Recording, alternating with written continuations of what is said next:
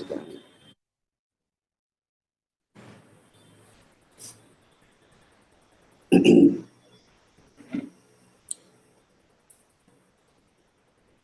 महाराष्ट्र के अंदर पूना शहर के अंदर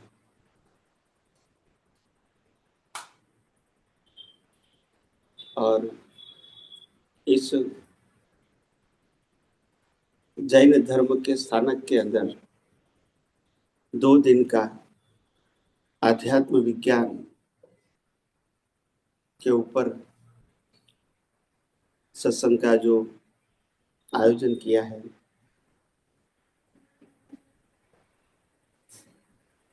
और इसीलिए हम सब यहाँ उपस्थित हुए हैं।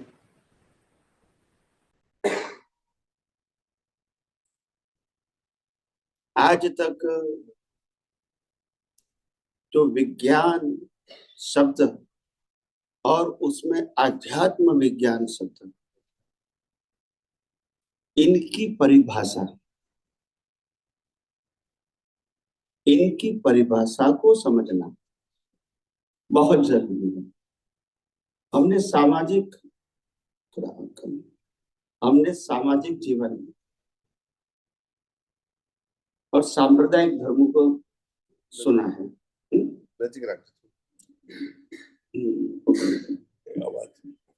वो तो हमने सुना है, मगर सबसे बड़ी बात यह है, क्या हुआ दूरी,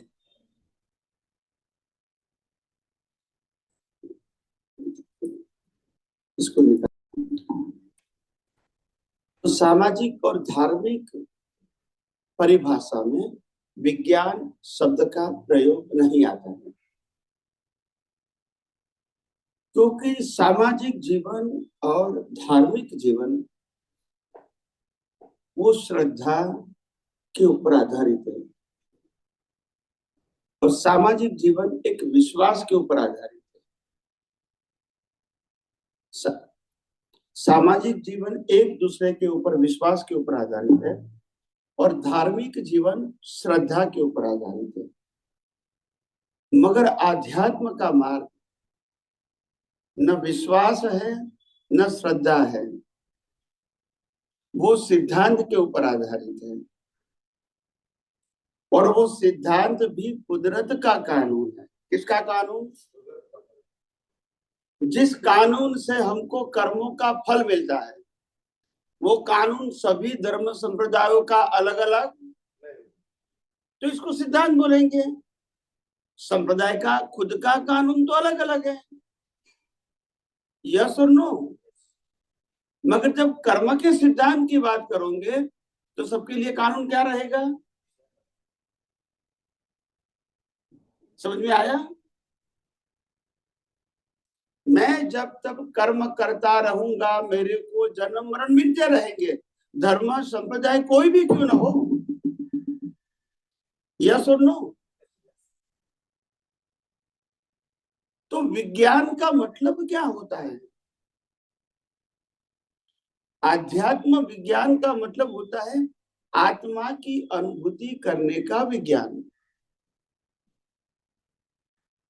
तो वो विज्ञान खुद अनुभूति नहीं करवाते, विज्ञान से मालूम होता है कि आखिर ये दुनिया और ये हमारा मन वचन काया क्या है, कैसे चलता है, उसका लेन देन कैसे चलता है, आयुष्य कर्म क्या है, एक दूसरे के साथ हिसाब क्या है,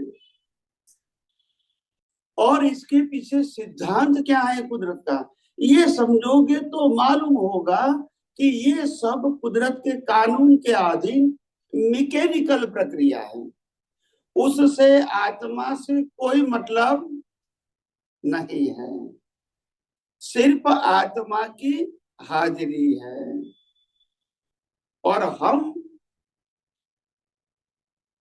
विश्वास और श्रद्धा के जीवन से जीने से विश्वासघात भी होता है और श्रद्धा परिवर्तन भी होती है। विश्वास भी बदलता रहता है, टूट जाता है, और श्रद्धा भी बदल जाती है, मगर सिद्धांत कभी बदलेगा।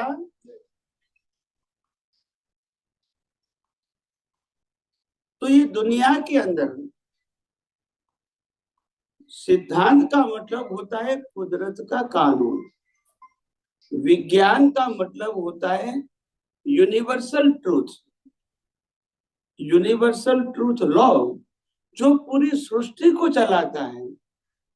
इसमें ये मन वचन काया भी आ गया, क्योंकि ये शरीर भी सृष्टि का ही हिस्सा है, क्योंकि ये शरीर तो पंच महाभूतों से बना है, और पंच महाभूत किसका है? कुदरत का है। तभी तो कुदरत में विलीन होता है। अगर हमारा होता तो हम ले जाते। बोलते नहीं है, हाँ या ना? और ये शरीर कुदरत का है, तभी तो कुदरत इसको जिंदा रखने के लिए, आयुष्य कर्म के मुताबिक जिंदा रखने के लिए हवा पानी खुराक भी कुदरत ही देती है। बोलते नहीं है, हाँ या ना? क्योंकि मशीन ही कुदरत का है, तो चलाएगा भी कौन? लास्ट में रहेगा भी किसके पास? कुदरत के पास, क्योंकि उनका ही है। समझ में आया? अगर शरीर ही कुदरत का है तो फिर संबंध किसके हैं? संपत्ति किसकी है? साधन किसका है? सत्ता किसकी है? तो हम मेरा मेरा करके तो मर जाते हैं, क्योंकि हमको कुदरत का कानून या विज्ञान मालूम नहीं है। यही बात है नहीं? इस दुनिया में 5 इंद्रियों से जो कुछ भी अनुभव में आता है, क्या वो आत्मा का हो सकता है? नहीं हो सकता है। तो हम क्या हैं? अनुभव किसे करना चाहते हैं? तो फिर ये सब्जेक्ट को समझ के अलग नहीं रहेंगे, वहां तक आत्मा की अनुभूति संभव नहीं। बार बार इसमें घुस जाते हैं, सत्ता में, संपत्ति में, शब्द में, साधन में, शरीर में, मन वचन काया में, उनकी क्रिया में घुस जाते हैं। भाई ये आत्मा की अनुभूति का सब्जेक्ट नहीं है, ये जीवन जीने का सब्जेक्ट है। जीवन और जीवन चलाने का काम कुदरत का है। हमारा कल क्या होगा वो हमको मालूम, मगर कुदरत को मालूम। तभी तो वो हमको कर्मों की भुगतान के संजोग देते हैं, यह सुन लो। और वो संजोग भी किसको देते हैं? शरीर को। शरीर भी किसका है? तो कोई जगह आत्मा का रोल है?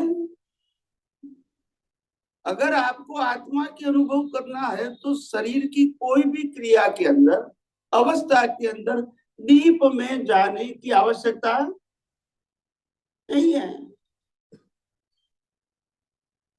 और अगर डीप में चले जाओगे तो मालिकी भाव, कर्ता भाव, भोक्ता भाव होगा ही, और राग द्वेष होगा ही, और कर्म भी, और जन्म मरण भी।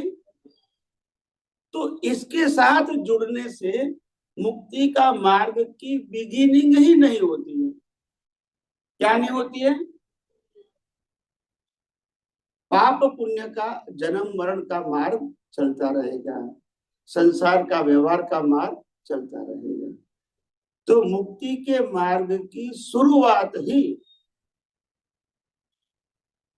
ये सनातन विज्ञान, आध्यात्म विज्ञान, जो कुदरत के कानून के ऊपर आधारित है, वो विज्ञान समझे बिना आध्यात्म के मार्ग में आगे बढ़ना संभव ही नहीं है। पाप पुण्य के मार्ग में आगे बढ़ना संभव है धर्म के माध्यम से, सामाजिक जीवन, अच्छा जीवन संभव है अगर हम एक दूसरे के ऊपर विश्वास रखेंगे तो। मगर आध्यात्म के मार्ग में तो बिना कुदरत का कानून समझे, आगे बढ़ना संभव नहीं है।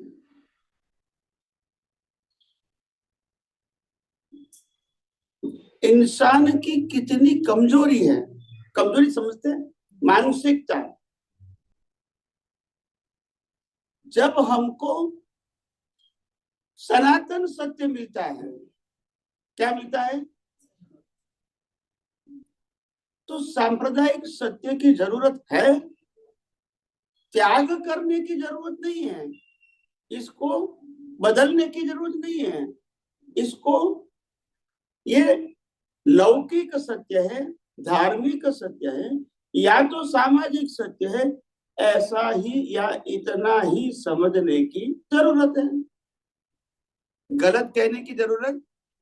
मगर वो अगर हम आध्यात्म के मार्ग में जाते हैं तो ये चीज हमारे लिए आवश्यक नहीं है, मगर उदय कर्म के अधीन होती है तो संभाव्य निकाल करना है, इसमें त्याग करने की, बदलने की जरूरत। समझ में आया? मगर हमारी दृष्टि में तो हर अवस्था में, मन वचन काया की हर अवस्था में, 5 इंद्रियों से अनुभव में आती सभी अवस्थाओं में हमको शुद्धात्मा पद का लक्ष्य रख के अवस्थाओं को कुदरती रचना देखते ही रहना है, और कुछ करना नहीं है। बड़े बड़े युद्ध करके भी, क्या बताया, बड़े बड़े युद्ध करके साम्राज्य प्राप्त करते, संपत्तियां प्राप्त करके, बड़ा बड़ा परिवार प्राप्त करके, उसी अवतार में वो मोक्ष में गए हैं, बोलते नहीं है। शांतिनाथ, कुंथुनाथ, अरनाथ, वो 6 खंड के ऊपर विजय प्राप्त किया। कितना? 6 कंट्री नहीं, कॉन्टिनेंटल। कितना संघर्ष किया होगा बताइए, कितनी हिंसा हुई होगी बताइए, हुई होगी कि नहीं? कोई सरेंडर हो जाएंगे, अपना देश दे देंगे? देखो, साम दाम दंड भेद करना ही पड़ेगा, और सबकी संपत्तियों को ले लेना है। यस और नो? इतना परिग्रह। चक्रवर्तियों को 1000 रानियां होती हैं, हजारों बच्चे होते हैं, सभी संपत्ति के वो मालिक है, सत्ताधीन है, मालिक है। आप समझे? वो ही व्यक्ति सेम बर्थ में मोक्ष में जाती है, बोलते नहीं। क्यों जाती है? हम तो उसका 1% भी नहीं करते, यहाँ घूमते हैं, और इतना करने के बाद भी वो वही अवतार में मोक्ष में जाती है। क्यों? रीजन तो होना चाहिए कि नहीं? कानून सबके लिए एक है कि अलग अलग है? बस यहाँ विज्ञान शुरू होता है, यहाँ विज्ञान। जो व्यक्ति अपने मन वचन काया से मुक्त रहता है वो पूरी दुनिया से मुक्त है। नहीं समझ में आया? क्योंकि ये सब कुछ करना वो कौन करेगा? चक्रवर्ती जो कुछ भी करेगा वो कौन करेगा? आत्मा के शरीर। और जो व्यक्ति अपने मन वचन काया से मुक्त रहता है तो उनसे कोई मतलब, अवस्था मात्र कुदरती रचना है, तो वो अलग रहे तो कर्म बनेंगे, जन्म मरण होंगे। यही तो मुक्ति का मार्ग है। और ये नहीं समझ में आता है तो फिर धार्मिक मार्ग को फॉलो करो, पाप पुण्य का। यहाँ तो मुक्ति के मार्ग में पाप पुण्य सब्जेक्ट नहीं आएगा, पाप पुण्य रहेगा, वहां तक जन्म मरण तो होता ही रहेगा। यस और नो? इतने इतने लोगों की हिंसा किया, इतना परिग्रह था, फिर भी कर्म नहीं बने, पाप नहीं बना। उनके माध्यम से, तीर्थंकर होने के बाद, केवल ज्ञान होने के बाद, उनके माध्यम से लाखों लोग मोक्ष में गए। तो भी पुण्य नहीं बना। हाँ या ना बोलिए ना। तो पाप पुण्य दोनों क्यों नहीं बना, बताइए। क्योंकि पाप क्रिया करने वाला है, उसमें कर्ता भाव होगा, मालिकी भाव होगा, भोक्ता भाव होगा, तभी कर्म बनेंगे, तभी राग द्वेष। मगर ये पूरा साम्राज्य चक्रवर्ती ने प्राप्त किया, युद्ध चक्रवर्ती ने किया, रानियां चक्रवर्ती की है, संपत्ति चक्रवर्ती की है, जो कुछ भी किया वो किसने किया, चक्रवर्ती ने। आत्मा तो चक्रवर्ती नहीं है, हाँ या ना। अगर मैं चक्रवर्ती के रोल से ही मुक्त रहता हूं तो वो मेरा सब्जेक्ट, फिर राग द्वेष करने की कोई जरूरत मेरे को नहीं। चक्रवर्ती करता रहे, क्योंकि वो तो कुदरत का है, और चलाता भी, संजोग भी, शक्ति भी। इसमें मेरे को क्या मतलब है, मैं तो आत्मा हूं और आत्मा का ही अनुभव करना चाहता हूं। मैं शरीर का या चक्रवर्ती का अनुभव नहीं करना चाहता हूं। तो उनका क्या रोल है वो मेरा विषय, बस। तो दोनों अलग हो गए। और चक्रवर्ती का जन्म, जीवन, मृत्यु वो तो कुदरत के कानून के अधीन है, वो हमारी मर्जी के अधीन नहीं है। तो इसमें डीप में जाने की कोई जरूरत, जो जो कर्म का प्रोग्राम बना हुआ है उसी के मुताबिक जीवन चलता रहेगा। इसमें आज हम कोई परिवर्तन नहीं कर सकते। आप समझे, भगवान महावीर को जब उसके माता पिता 28 साल में गुजर गए, तो अपने बड़े भाई भाभी को कहा कि मैं अभी दीक्षा लेना चाहता हूँ। बड़े भाई भाभी ने मना कर दिया, हाँ या ना। इतिहास तो जानते हैं ना, जैन होने के नाते। नहीं तो तीर्थंकर की भी चली, बोलता ही नहीं है। तो तीर्थंकर का शरीर भी कुदरत के कानून के अधीन है कि मर्जी के अधीन है। तो दुनिया की कोई भी पोस्ट है वो कुदरती कानून के है, और आत्मा सभी पोस्ट से क्या है, अनुभव किसका करना है। तो इसके सब्जेक्ट में जाने की जरूरत, और हम बार बार चले जाते हैं। और इसीलिए हम अपने आप को इस अवस्थाओं के रोल से अलग अनुभव नहीं कर पाते हैं, क्योंकि जुड़ जाते हैं। क्या हो जाता है,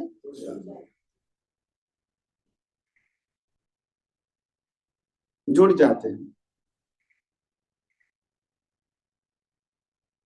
तो आध्यात्म विज्ञान यही कहता है, तुम जो नहीं हो, तुम्हारा जो नहीं है, तुम्हारी शक्ति या संयोग तुम्हारा नहीं है, तो पहले उससे अलग हो जाओ। क्या हो जाओ, और किसका है इसको स्वीकार कर लो। तो क्या मन वचन काया, उनकी अवस्था और शक्ति मात्र कुदरती रचना है, स्वीकार कर लो। तभी मालूम होगा कि आप क्या है और आपका रोल क्या है।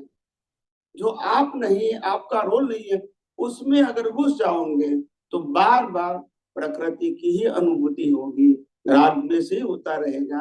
आत्मा की अनुभूति के मार्ग में आगे बढ़ने का कोई चांस भी नहीं है। फिर तो पुण्य करो या पाप करो, कोई फर्क नहीं होगा। नया जन्म मिलेगा, जन्म मरण का चक्कर चालू रहेगा। तो आध्यात्म का मार्ग वो विज्ञान है, और वो कुदरत के कानून के ऊपर आधारित है। और विज्ञान का मतलब ही कुदरत का काम। ये दुनिया के जितने भी साइंटिस्ट हो गए, उन्होंने कुदरती कानून को डिस्कवर किया और बाद में टेक्नोलॉजी में क्या किया, ट्रांसफर किया। इसीलिए उसका नाम पड़ा साइंस एंड टेक्नोलॉजी। आज 90%, 95%, 98% जो साइंटिस्ट है वो साइंटिस्ट नहीं है, वो टेक्नोलॉजी में ट्रांसफर किया। क्या किया? साइंस का मूल सिद्धांत का उपयोग वो टेक्नोलॉजी हो गया, और मूल सिद्धांत को बताना वो साइंस हो गया। वो बताने वाले तो 1 और 2 होते हैं। क्या होते हैं? कुदरत के कानून को बताने वाले फर्स्ट टाइम इन यूनिवर्स। बाकी रिपीट करना, यूज करना, वो सब टेक्नोलॉजी और टेक्नोलॉजी में जाएगा। पहली बार जो साइंस को डिस्कवर करके दुनिया को बताते हैं वो रियल साइंटिस्ट हैं। बाकी सब साइंस के नॉलेज को अच्छी तरह वो ट्रांसफर करते हैं, ऐसा साइंस के टीचर या प्रोफेसर के फॉर्म में, और बाद में टेक्नोक्रेट उसका टेक्नोलॉजी में ट्रांसफर करते हैं सिद्धांतों को बेनिफिशियली। जैसे कोई भी चीज है, खाने की चीज, उनका आयुष्य कैसे नक्की होता है? इनके अंदर, इसके अंदर कितना पानी है, पानी के आधार से उनकी लाइफ नक्की होती है। आप समझे? जितना पानी ज्यादा रहेगा लाइफ कम रहेगी, पानी कम रहेगा लाइफ ज्यादा रहेगी, और पानी रहेगा नहीं तो वो लॉन्ग लाइफ रहेगा। तो उसके ऊपर से ड्राई टेक्नोलॉजी आएगी। क्या आई? कोई भी खाने की चीज बना दो, उसमें से पानी ड्राई कर दो, फिर सील कर दो, सेंड कर दो विदेशों में। क्या कर दो? विदेशों में उसको तोड़ के पानी लगा के उसको फ्राई कर दो, गर्मी दे दो, चालू हो गई, खराब नहीं हो गई। तो टेक्नोलॉजी, तो ये ड्राई टेक्नोलॉजी का क्या किया उन्होंने? उपयोग किया। मगर पहले प्रिंसिपल समझ में आया, तो कोई भी चीज को ड्राई करेंगे तो उनकी लाइफ क्या हो जाएगी? लंबी हो जाएगी। आप समझे? तो सभी बातों के पीछे सिद्धांत होता है, और वो सिद्धांत का मतलब कुदरत का ये कोई चमत्कार। इसीलिए विज्ञान दुनिया में एक ही प्रकार का है, चाहे आप इसको आध्यात्म में यूज करो या भौतिक में यूज करो, साइंस तो एक ही रहेगा। अलग अलग टेक्नोलॉजी अलग होगी, मगर साइंस तो दोनों में एक ही रहेगा। इसीलिए उसका नाम है कुदरत का कानून, जो कोई बना सकता और बदल सकता भी, और सभी जीवों को लागू होगा, मानेगा या। समझ में आया? क्योंकि शरीर ही कुदरत का है, हवा पानी खुराक भी, पंच महाभूत भी, संयोग भी कौन देता है? शक्ति भी। तो फिर कानून किसका लगेगा? तो इसमें मानने न मानने से कोई मतलब है ही नहीं। नहीं मानोगे तो मार खाते रहोगे। अगर जो जो सत्ताधीन है, सत्ताधीन कुदरत कौन है, अगर उसके हुई नहीं मानोगे तो फिर क्या होगा बताइए मेरे को। आप समझे ना? इसीलिए कुदरती कानून, कुदरत को समझना, कुदरती कानून को समझना और कुदरती रचना को समझना जरूरी है। ये तीन में हम 5 इंद्रियों से कुदरती रचना का ही अनुभव कर सकते हैं। कुदरत और कुदरती कानून तो समझ में रहेगा, वो आंखों से दिखेगा, मगर प्रैक्टिस करने से अनुभव में आता है कि ये जो हो रहा है हमारे जीवन में या दूसरे जीवन में, वो कानून से हो रहा है, किसी की मर्जी से ये समझ में आएगा। इंसान श्वास भी अपनी मर्जी से नहीं ले सकता है, मगर आजकल के लोग क्योंकि भौतिक में इंटरेस्ट है, किसमें? भौतिक। इसमें भौतिक में क्या क्या चीज में इंपॉर्टेंट होता है लोगों को? एक तो होता है रिलेशन। क्या होता है? रिलेशन बनाना है, चाहे चाहे सोशल कहो चाहे कॉमर्शियल कहो, रिलेशन। फिर लक्ष्मी आती है, पैसा कमाना। फिर आता है मान मिलना। क्या आता है? मान, रिस्पेक्ट। आप समझे? ये चीजों से इतने प्रभावित हो जाते हैं कि वो सनातन सत्य को भी होड़ में रख देते हैं कि छोड़ दो इसको, यहाँ तो लाभ होता है। वही बात है जिसको ज्ञानी भगवंतों ने रिलेटिव सत्य कहा, उसी में क्या गए? फंस गए। क्या गए? भले विज्ञान नहीं है, भले धर्म की बात है, वहां रिलेशन तो बनता है ना, तो शादी में काम आएगा। बोलते नहीं है। रिलेशन बनता है तो बिजनेस में काम आएगा। यस क्यों? नो? आप समझे ना? जितना निचला स्टैंडर्ड, इतनी पॉपुलेशन वहां क्या होगी? कम होगी, ज्यादा होगी? बोलते नहीं। सबसे ज्यादा स्टूडेंट बाल मंदिर में होते हैं कि पीएचडी में? एक ही उत्तर कैसे समझ में आ जाता है? बस यहां समझ में नहीं आता है, यहाँ तो समझ में आ जाता है। जैसे जैसे ऊपर जाएंगे संख्या क्या होगी? कमी होगी। यस और नो? ये तो कॉमन सेंस की बात है, ये कोई इंडिविजुअल टॉक। तो हमको डिसाइड करना है कि हमको कौन सी बात को समझना है और फॉलो करना है। कितने लोग रिलेटिव सत्य की बात दुनिया में बताने वाले हैं, वो हमारा सब्जेक्ट नहीं है। वो गलत है, वो भी सब्जेक्ट नहीं है। अपनी अपनी जगह पे सभी लोग सही है, मगर हमको सनातन सत्य जानना है, रिलेटिव सत्य जानना। क्योंकि इतने अवतार से हमने रिलेटिव सत्य के जानने से ही कर्म बनाए, पाप पुण्य बनते रहे और जन्म मरण होते रहे। अभी हमको इससे ऊपर जाना है, ये गलत नहीं है। इसे क्या जाना है? तो ये सब्जेक्ट को भूलना पड़ेगा। व्यवहार वही का वही रहेगा, मगर दृष्टि क्या हो जाएगी? चेंज हो जाएगी। व्यवहार वही का, मगर दृष्टि, और जैसी दृष्टि वैसी। दृष्टि को बदलना है, सृष्टि को नहीं बदलना है। समझ में आया? तो बार बार हम आगे जाने के लिए जो रास्ता मिलता भी है पुण्य के आधार से, उसमें भी डर जाते हैं।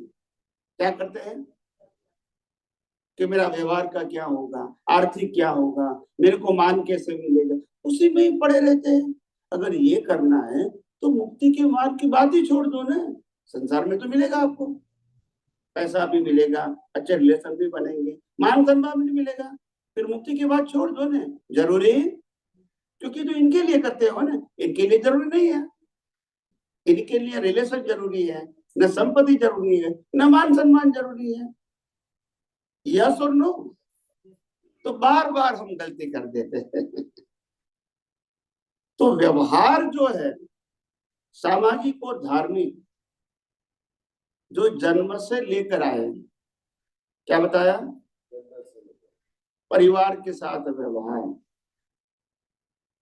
धार्मिक व्यवहार, बिजनेस का व्यवहार,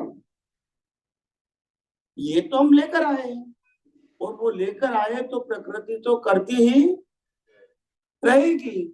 और प्रकृति जो कुछ भी करती है वो प्रकृति के लिए करती है कि आत्मा के लिए करती है? और हमको अनुभव किसका करना है? देखो, इसीलिए कहते हैं प्रकृति का एक भी गुण आत्मा में नहीं है, और आत्मा का एक भी गुण, और ये दोनों गुण हैं तो प्रकृति के गुण में जुड़ना, उसी से ही सामीप्य भाव खड़ा होता है और भ्रांति भी क्या हो जाती है। फिर हम समझ सकते नहीं है कि हमारी जागृति प्रकृति के गुणों से मुक्त होनी चाहिए कि प्रकृति की अवस्थाओं से जुड़नी चाहिए, बाद में समझ में आएगा। और हम फिर कंफ्यूज हो जाते हैं। क्या हो जाते हैं? समझ में आए?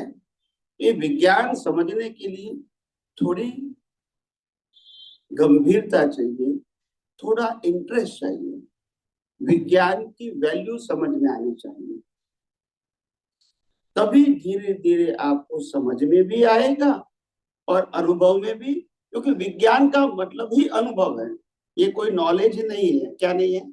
और नॉलेज के लिए ये नॉलेज तो प्राइमरी है, अनुभव करने के लिए, मगर विज्ञान अनुभव को ही कहते हैं, नॉलेज को विज्ञान नहीं कहते हैं। विज्ञान का नॉलेज जरूर है, मगर विज्ञान शब्द तब लगेगा जितना अनुभव में आएगा।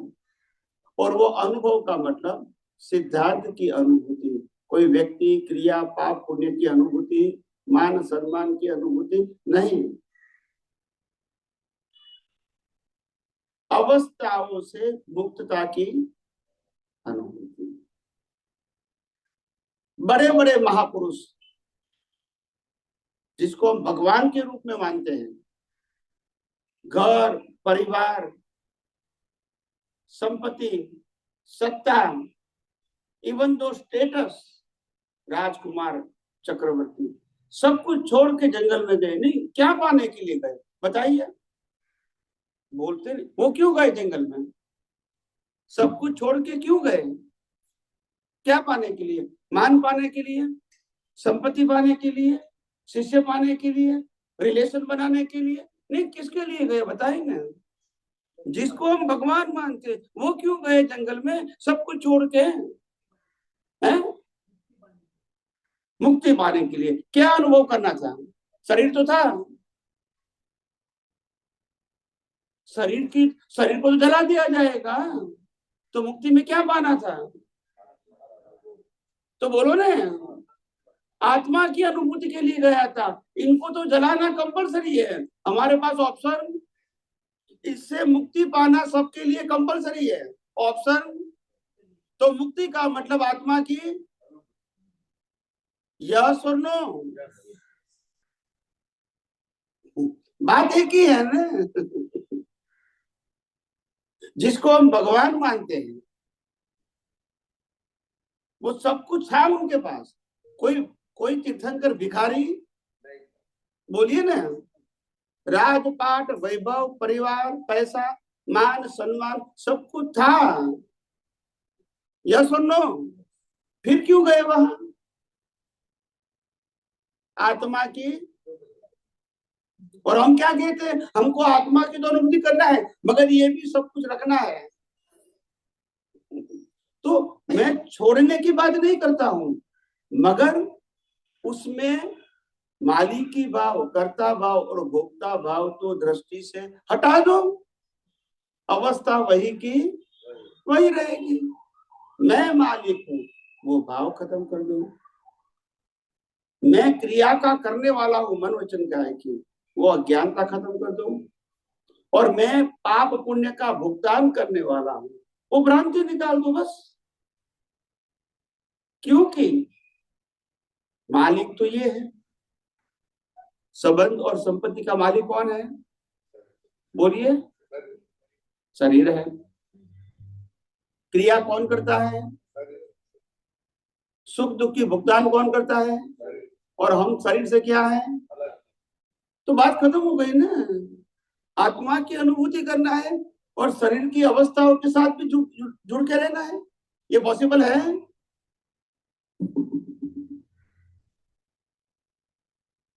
तो ये बातें धर्मगुरु कैसे बताएंगे? मेरे को बताओ, बता सकते हैं?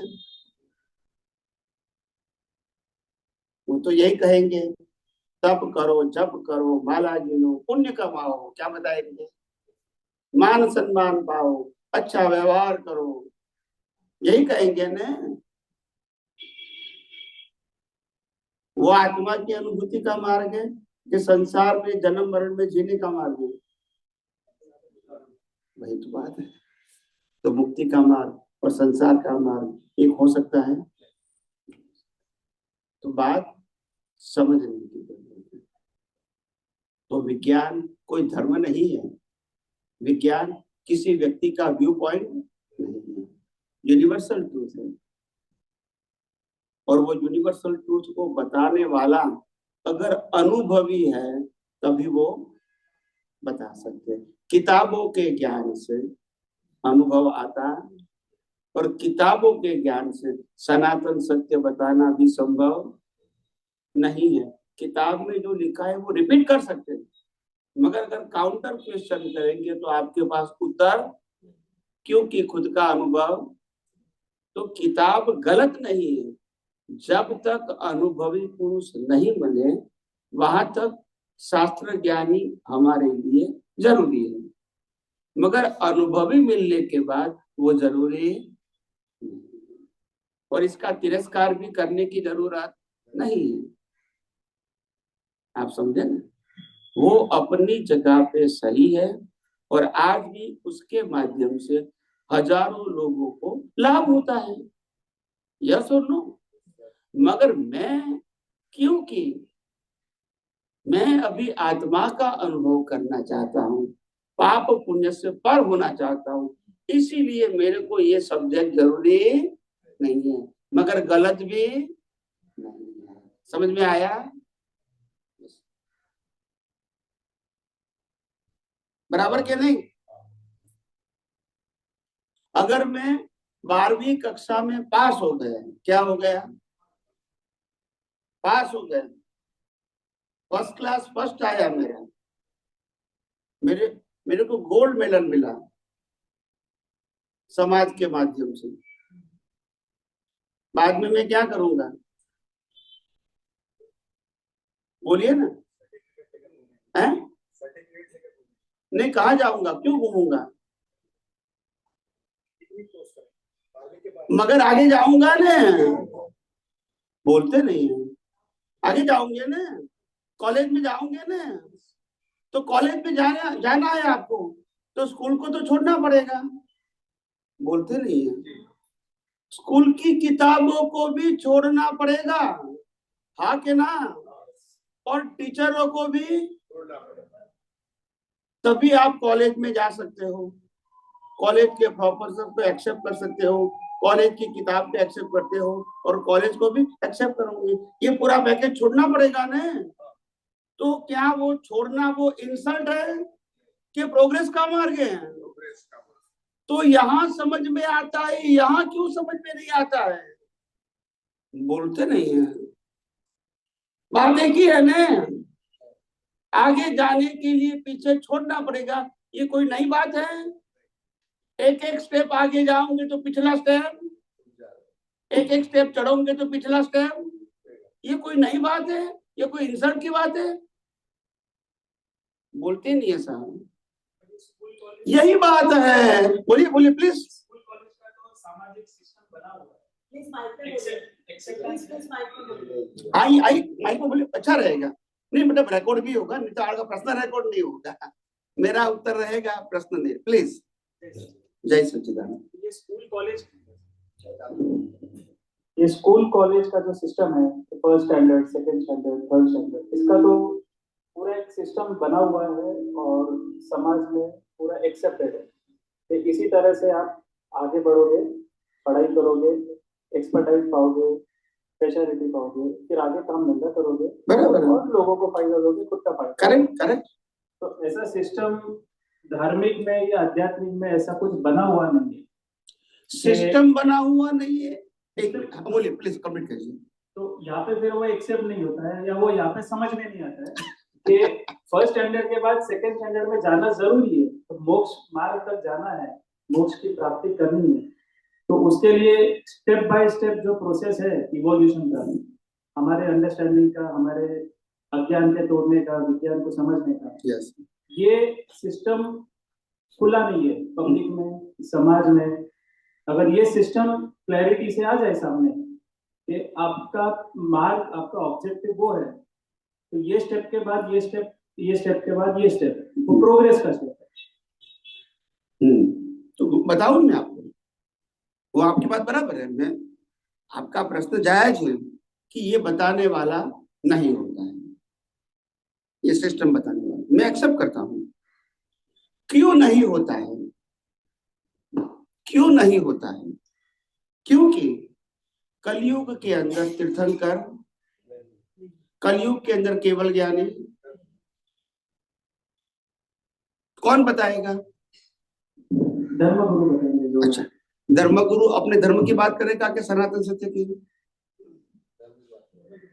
बात वही आएगी ना फिर। और संप्रदाय एक है कि अनेक है? कोई भी धर्म की बात करोगे, एक धर्म में संप्रदाय अलग, एक अनेक है कि एक ही है? अनेक है। तो सब अपने संप्रदाय की बात करेंगे कि सनातन की बात करेंगे? आप समझो ना, सिस्टम धर्म में संप्रदाय के अंदर है। जैसे वो बोलते हैं कि आप दीक्षा लीजिए, दीक्षा लेने के बाद दीक्षा की बात नहीं मैं दीक्षा की बात नहीं करता। मैं ये कहना चाहता हूं, अगर मैं कोई भी जगह पे साधु बनता हूं या सन्यासी बनता हूं, त्याग त्याग करके, ठीक है, तो मैं वहां की जो सिस्टम है, जो बता रहा, जो धर्मगुरु ने, अपने गुरुओं ने जो बताया है, उसकी परंपरा को फॉलो करूंगा क्या नहीं बात करूंगा?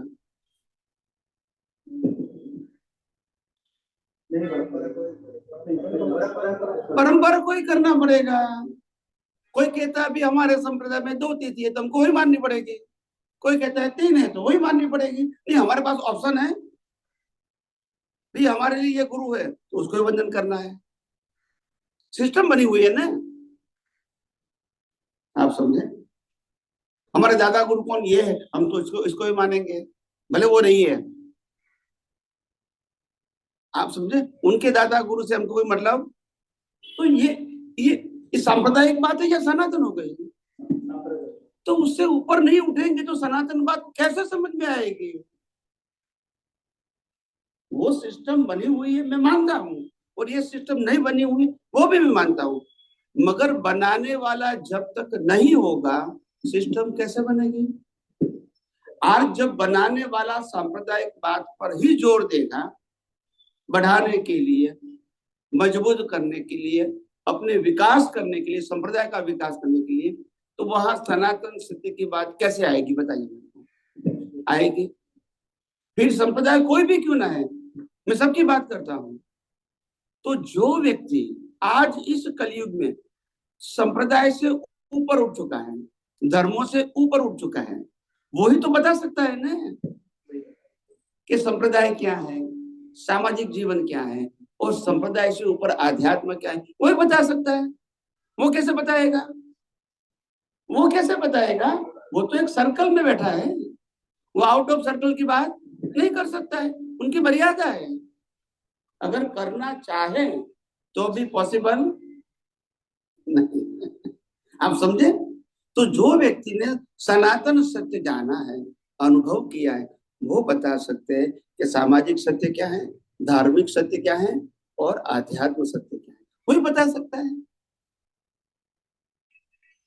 सामाजिक सत्य वाला धार्मिक सत्य नहीं बता सकता है, धार्मिक सत्य वाला सामाजिक और धार्मिक दोनों बता सकते हैं, और आध्यात्मिक, सामाजिक, धार्मिक, आध्यात्मिक तीनों बता सकते हैं। ये तो कॉमन सेंस की बात है। जो जिस लेवल, हायर लेवल पे गया है, अगर आज मैं फर्स्ट स्टैंडर्ड में हूँ तो फर्स्ट स्टैंडर्ड की बात कर सकता हूँ, आज मैं 5th स्टैंडर्ड का हूँ तो फर्स्ट और 5th तक बात कर सकता हूँ। ये तो सिंपल बात है ना। तो जो ऊपर गया ही नहीं वो कैसे बताएगा? इसमें उसकी गलती ऐसा भी मैं नहीं कहता हूँ, आप समझे ना। ऊपर जाएगा तो बताएगा कि ये क्या है और ये क्या है, मगर वो तो यहाँ तक सीमित हो गया है, यही बात है। और इसीलिए समाज में नहीं है, मैं मानता हूं, मगर समाज के अंदर अनुभवी कहाँ से लाऊंगी? ये कोई बल्क में तो होता, क्योंकि अनुभव का मार्ग है, वो अनुभव करना पड़ेगा ना। और जब वो अनुभव करके बताएंगे तो उनकी हर बातें मौलिक होगी, परंपरागत। हालांकि वो परंपरा से विरोधी नहीं होंगे, मगर परंपरागत बातें जो कही गई है उसमें से सनातन सत्य क्या है वो बताएंगे। कि आखिर ये महावीर की बात सनातन सत्य है, ये भगवान कृष्ण की बात सनातन सत्य है, ये राम की बात सनातन सत्य है। आप समझे ना, श्रीमद रामचंद्र की बात सनातन सत्य है, दादा भगवान की बात सनातन है, वो भी वही बताएंगे।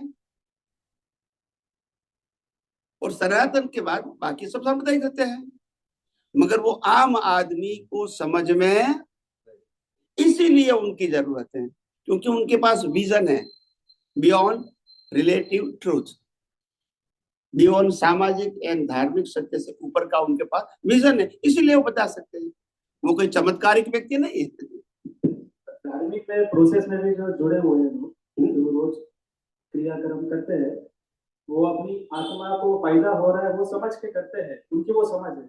और जो धर्म गुरु है वो भी श्रद्धा के मार्ग से वही बताते हैं कि इसमें आपके आत्मा का ही फायदा है, इसमें मोक्ष मार्ग भी आपका खुला होगा, धीरे धीरे आपका प्रोग्रेस होगा। तो क्योंकि वो श्रद्धा में वो बिलीव करते हैं, साइंस साइंटिफिक विजन या आध्यात्मिक एंगल से उसको अगर सोचेंगे तो प्रश्न खड़ा होगा कि क्या सही में मैं आत्मा मतलब संसार से निकल पा रहा हूँ, क्या मैं संसार में और अंदर घुस रहा हूँ।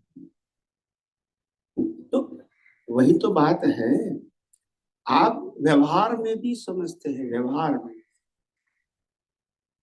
एजुकेशन में भी समझते हैं हम, और बिजनेस में भी समझते हैं हम, कि स्कूल के अंदर पढ़ते हैं तो एक स्टैंडर्ड में ज्यादा रहेंगे तो क्या हमारी प्रगति है?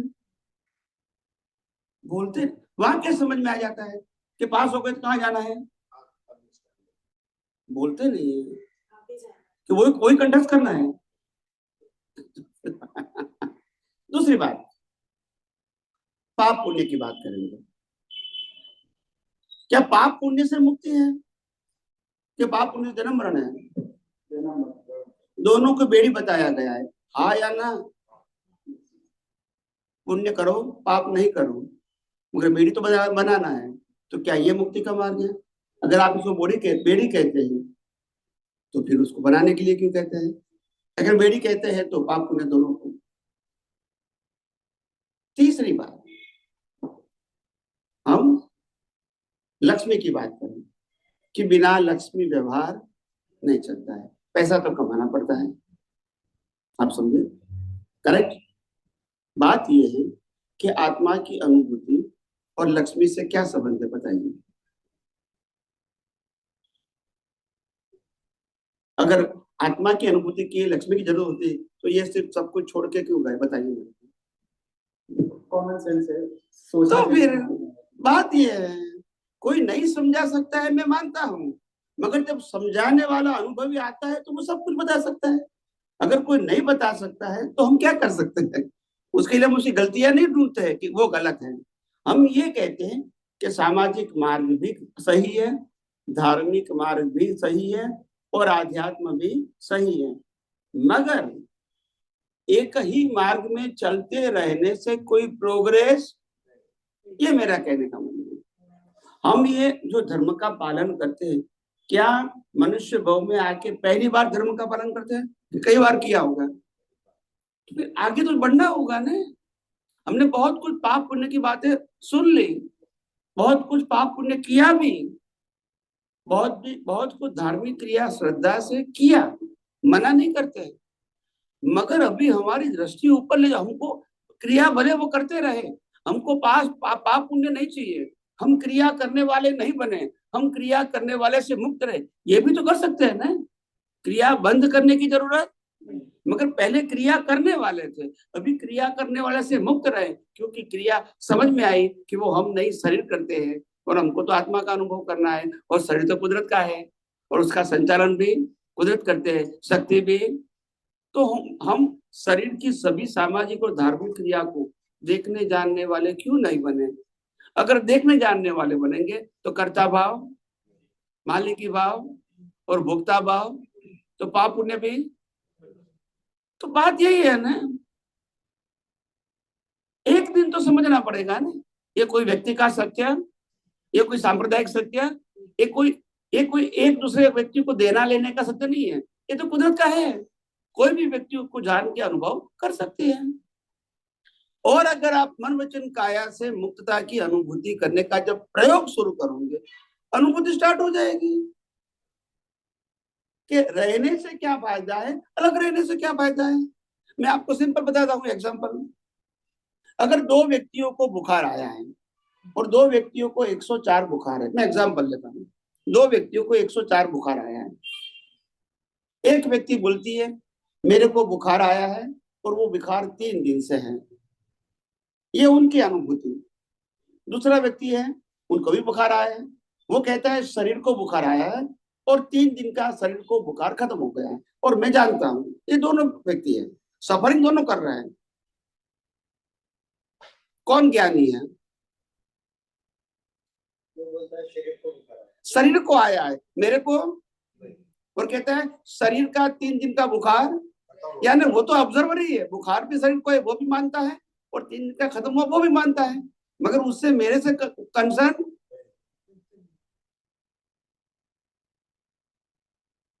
तो उसमें त्याग करने की, बदलने की, छोड़ने की क्या बात आई?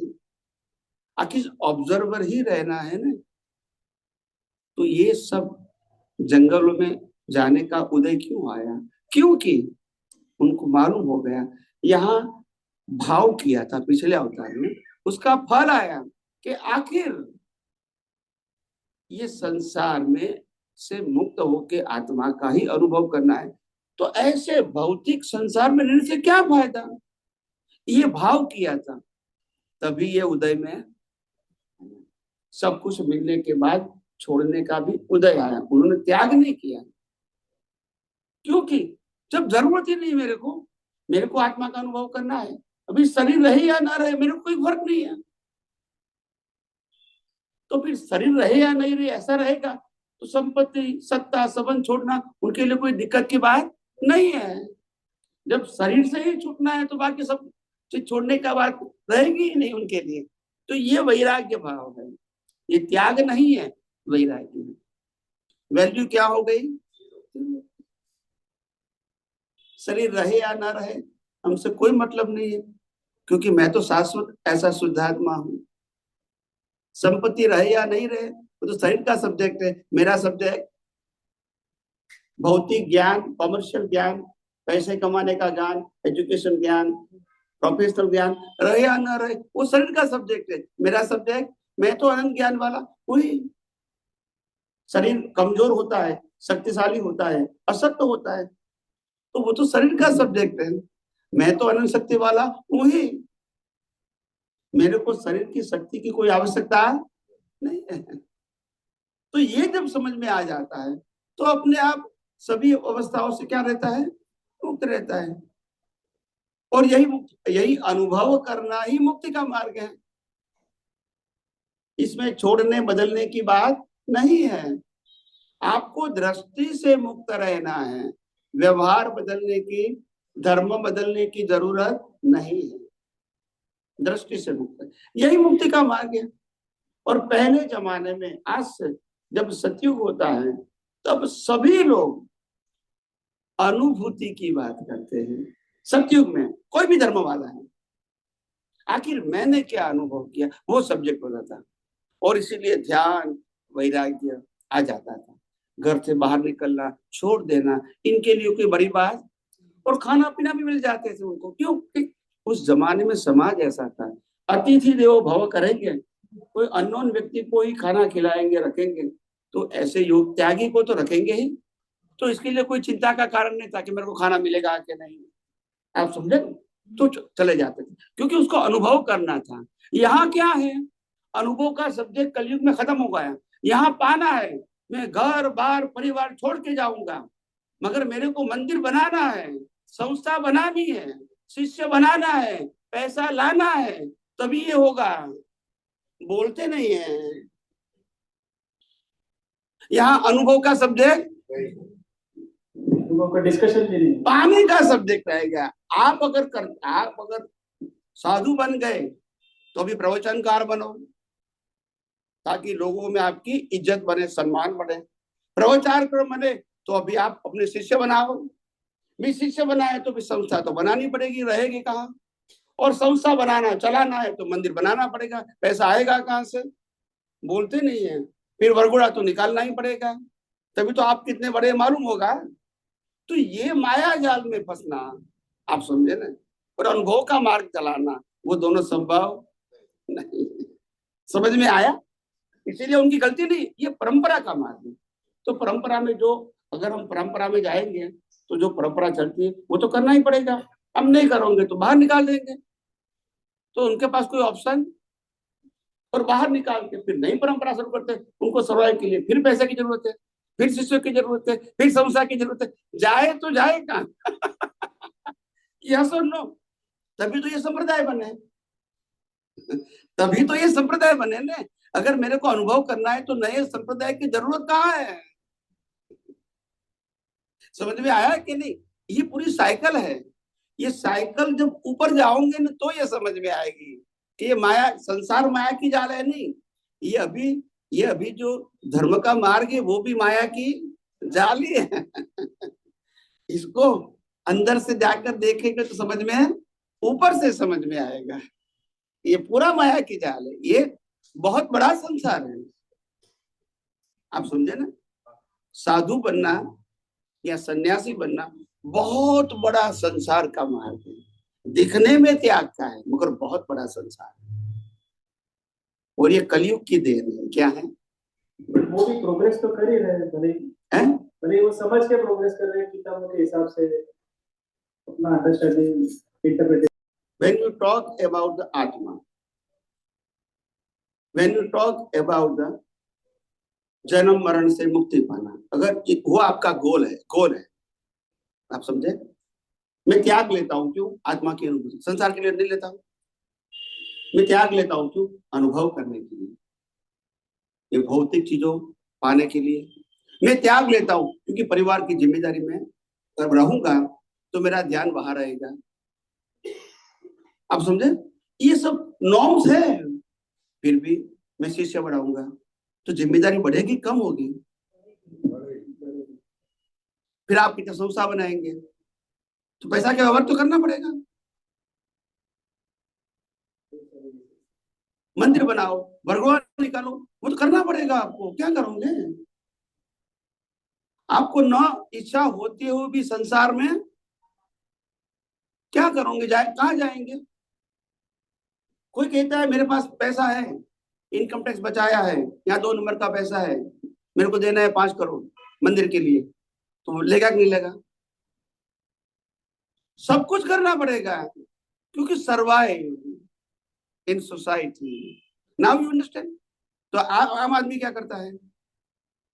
करप्शन करे, झूठ बोलेंगे, रिश्वत लेंगे, मगर धंधा करना पड़ेगा, परिवार चलाना है। तो बात एक ही हुई ना। यहाँ भी परिवार छोटा है, यहाँ परिवार तो बड़ा काम करना पड़ता है। क्या करोगे? आखिर यही तो संसार है। आप समझे। तो रिलेटिव सत्य का मतलब पाप पुण्य का मतलब, सनातन सत्य का मतलब पाप पुण्य से। भगवान को ये बातें करेंगे। लोग कहते हैं कि भगवान ने कहा है इसीलिए हम मंदिर बनाते हैं। मैंने कहा भगवान मंदिर बनाने की बात करते तो 24 में से एक भी तीर्थंकर ने क्यों मंदिर नहीं बनाया? बताइए मेरे को।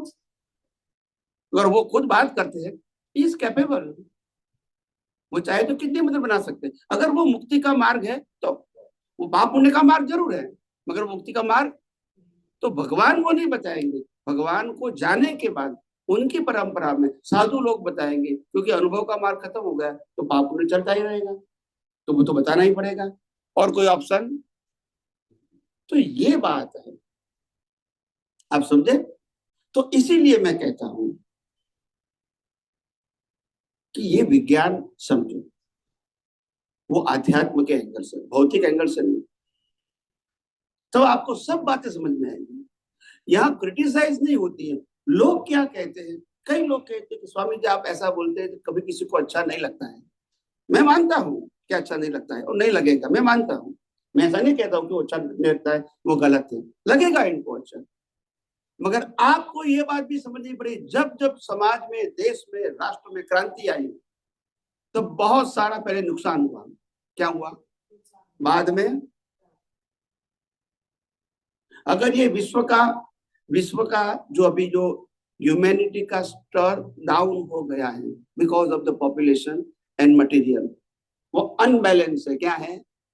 जितनी पॉपुलेशन है सबको सब सुविधा नहीं दे सकते, मटेरियल लिमिटेड है। क्या है? क्या करोगे? खाने की चीज पकती है जमीन में, वो लिमिटेड है। और पॉपुलेशन क्या होती है? तो सबको देना पॉसिबल भी नहीं, पैसा का सवाल नहीं है ही नहीं तो क्या करोगे? आप समझे कि नहीं? भी रहना पॉसिबल है, सबको घर देना पॉसिबल नहीं। तो आप समझो कि असमानता होने के कारण क्राइम बढ़ेंगे। कंट्री कोई भी है, कम या ज्यादा या प्रकार अलग अलग हो सकते हैं। आप समझे?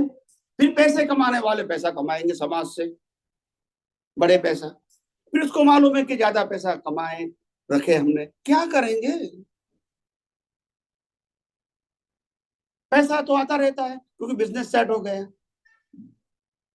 सबके घर में हमने एटीएम लगा दिया फोन कार्ड देके, बोलते नहीं है तो वो तो देते रहेंगे। उसमें अभी कोई नया कोई प्रयोग करने की जरूरत, कोई नई सिस्टम आ चुकी, उसका एटीएम लगा देंगे।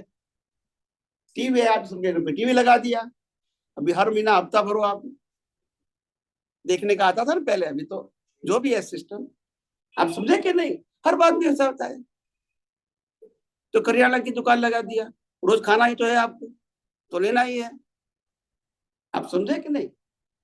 तो हर बातों में पैसे कमाने वाले ने एटीएम लगा दिया, सब देखा, पैसा आया। अभी क्या करेंगे? मेरा बिजनेस चलना वाला है, बंद तो करना नहीं है।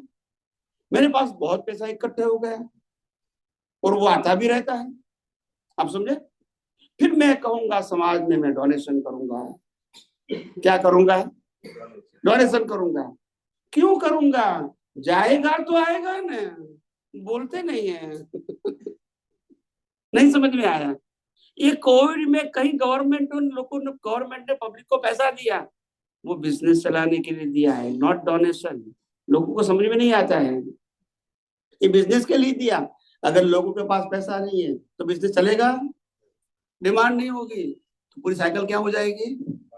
तो गवर्नमेंट ने क्या किया, जो भी पैसा रिजर्व में डाल दो सबको, आए उनके पास जाएगा तो खरीदी करेगा, तो बिजनेस इंडस्ट्री दुकान वगैरह। ये आप समझे कि नहीं? और हमारे प्रधानमंत्री वही कर रहे हैं, सबके अकाउंट में पैसा जाएगा तो वो खरीदेगा। आप समझे?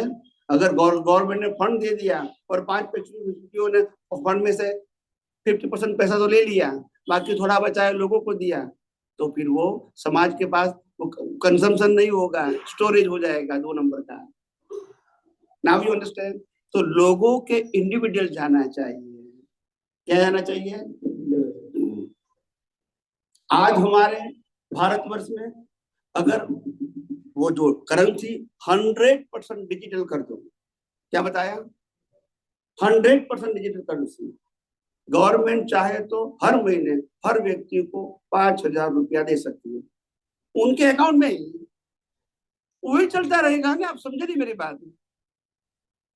समझ में आया कि नहीं? आपको पैसा कमाना है वो तो कमा के रहेगा, गवर्नमेंट आपको देगी, क्योंकि साइकिल आप परचेज करो, इंडस्ट्री चलेगी, जॉब चलेगी, गवर्नमेंट को टैक्स मिले, यही साइकिल। तो ये बड़ी सोच होनी चाहिए। क्या होनी चाहिए? ये कोई जो कुछ भी करता है ना, वो सिस्टम सुधारने के लिए, अच्छी करने के लिए करता है। तो ये, और ऐसा अभी जिस प्रकार से पॉपुलेशन बढ़ गया है, इसीलिए ह्यूमैनिटी कम हो गई है, क्राइम बढ़ गया है, क्योंकि सबको सर्वाइव तो रहना है, मगर उनके पास पैसा, नेसेसिटी भी नहीं है। तो गवर्नमेंट ने पहला काम किया, सबको नेसेसिटी दे दो, food, every month food, free food गरीब लोगों को। यस और नो? कोई हिंदुस्तान बोल सकता है कि मैं आज बिना खाए सो गया हूं? दुनिया में हो सकता है, भारत में नहीं हो सकता है। आप समझे? खाना यानी अनाज फ्री मिलता है, बोलते नहीं हाँ या ना? कोई व्यक्ति अनाज लेंगे नहीं, बनाएंगे नहीं, वो एक अलग बात है, मगर जब फ्री मिलता है फ्री भी नहीं लेंगे तो गलती किसकी है? उनकी है। पैसे से पैसा नहीं और नहीं मिलता है वो बराबर है। तो आप देखो, सोच देखो, मैं सोच की बात करता हूँ। अगर भूखा नहीं रहेगा तो क्राइम कम होगा। ये सोच है, ये डोनेशन नहीं है। Now you understand. पेट में अन्न, जैसा अन्न वैसा मन। वो क्राइम के लिए नहीं सोचेगा, थोड़ा पेट भर गया बहुत हो गया, मगर जब भूखा पेट है तो कुछ भी कर सकता है। तो ये सोच, मैं सोच की बात करता हूँ, एक्शन तो बात की बात है, सोच उनकी, ये सब कुछ होगा। तो कुदरत क्या करेगी? कुदरत अभी पॉपुलेशन बहुत कम करेगी, थोड़े साल में, 100-200 साल में नहीं, ये 5-15 साल में, या मैक्सिमम 25 साल में बहुत कम करेगी। तभी वो बैलेंस, साधन और इंसान का बैलेंस रहेगा, तभी लोगों की प्रगति देखेगी, तभी क्राइम भी अपने आप खाना पीना खाएगा, भगवान का नाम लेगा, मस्त रहेगा, फिर क्या जरूरत क्राइम करने की, सबको मिलेगा। आप समझे ना? तो बात ऐसी है, और ये कुदरत का काम है। किसका काम है? कुदरत का। तो ये होता रहेगा, कम ज्यादा होता रहेगा। ये काल के अधीन और लोगों के कर्मों के अधीन ये सब कुछ होता रहेगा। तो जो कुदरत का मैनेजमेंट है, अगर वो समझेंगे तो हमको सब कुछ समझ, वो ब्रॉड विजन है। क्या है? Short vision. हम अकेले इंडिविजुअल सोचेंगे तो कोई समझ बात नहीं आएगी। आप समझे? तो ये विजन ब्रॉड चाहिए। क्या चाहिए? तो आपको सब कुछ समझ में आता है। नहीं, और कुछ पूछना है तो पूछ सकते हैं। कंटिन्यू। ओके ओके, आ जाओ। जो शब्द आपने यूज किया है, वो समझ की एक परिभाषा क्या होनी चाहिए, और समझ और तुष्टि का आपस में क्या संबंध है, ये समझने का था। नहीं, प्रतिष्ठित आत्मा से दूसरी क्या बात बताया? प्रतिष्ठित आत्मा किस वजह से तैयार हुआ, फिर और समझ जो शब्द यूज किया आपने, उसकी परिभाषा क्या होनी चाहिए आपके वैज्ञानिक दृष्टि से, और दृष्टि और समझ दोनों का आपस में क्या संबंध है? दृष्टि और समझ। पहली बात, प्रतिष्ठित आत्मा, वहां से हम शुरू करते हैं, बराबर है? प्रतिष्ठित आत्मा यानी प्रतिष्ठा करना। क्या करना? प्रतिष्ठा करना। जैसी प्रतिष्ठा वैसे ही आपके कर्म, जैसे कर्म वैसे कुदरत आपको अवस्था देगी। समझ में आया? अवस्था, अवस्था समझते हैं? समझो, मैं स्थूल एग्जांपल दूंगी। एक स्टोन है, stone, marble stone, white marble stone पड़ा है। वो स्टोन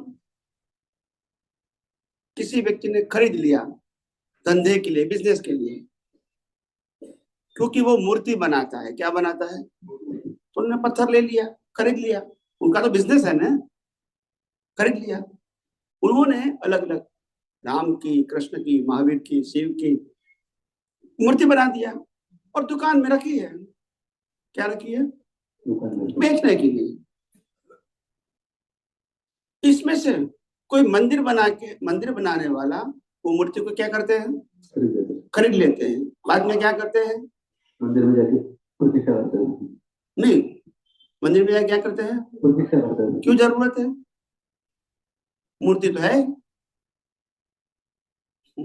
मूर्ति तो आ गई ना, लगा दो ना। प्राण प्रतिष्ठा की क्या जरूरत है? बोलिए। प्राण प्रतिष्ठा की क्या जरूरत है? मूर्ति तो आ गई, मूर्ति तो मूर्ति है ना, वो तो कुछ बोलती नहीं है। प्राण प्रतिष्ठा कौन करते हैं? मूर्ति करती है। ज्ञानी करेंगे, ब्राह्मण करेंगे, संत करेंगे, साधु करेंगे, जो भी करेंगे। एग्जाम्पल देता हूँ, हम ही करेंगे ना, मूर्ति तो नहीं करेंगे ना। हम क्यों करते हैं? क्योंकि हम सबको मनवाना चाहते हैं कि ये हमारे भगवान है, उसकी प्रतिष्ठा करते हैं। इसके बाद पूजा होती है, उसके बाद आरती होती है। पहले हमने खुद ने प्रतिष्ठा की, एस्टैब्लिश। Now you understand. फिर हजारों लोग इसको क्या करते हैं? प्रतिष्ठा। ऐसे हमने प्रतिष्ठा किया, प्रतिष्ठित आत्मा ने प्रतिष्ठा किया, ये हमारे लिए अच्छा है, ये हमारे लिए बुरा है, तो राग में प्रतिष्ठित आत्मा करता है। आप समझे? प्रतिष्ठा, प्रतिष्ठा का मतलब होता है नया कर्म का बीज। वो प्रतिष्ठित आत्मा ने जो बीज डाला प्रतिष्ठा करके, उसका फल कौन देता है? भुगतान के रूप में। और फल की भुगतान के लिए शरीर, संयोग, शक्ति कौन देता है? और कुदरत देते हैं, वो ले भी, ले सकती है, क्योंकि है किसका, कुदरत का मगर क्यों मिला आपको? भुगतान के लिए। नहीं, भुगतान भुगतान के लिए भी क्यों मिला? प्रतिष्ठा की। हाँ, अगर नहीं किया होता तो नहीं मिलता। बस, ये कुदरत की क्या है, recycle. Cycle, cycle and decycle. इसमें कुछ लेना देना है, न कुछ लाते हैं न कुछ।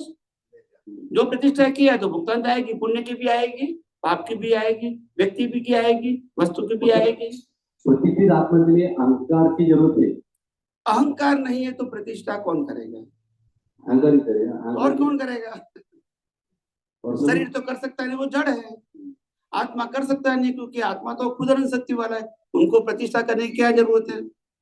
क्या आइसक्रीम खाने में सुख है, पैसे में सुख है, आत्मा को करने की जरूरत है? नहीं। अहंकारी तो करेगा जिनके पास अज्ञान है।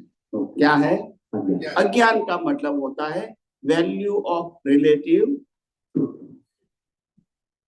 संसार की जिसके अंदर वैल्यू है वो तो प्रतिष्ठा करता रहेगा, वो तो राजवश करता रहेगा।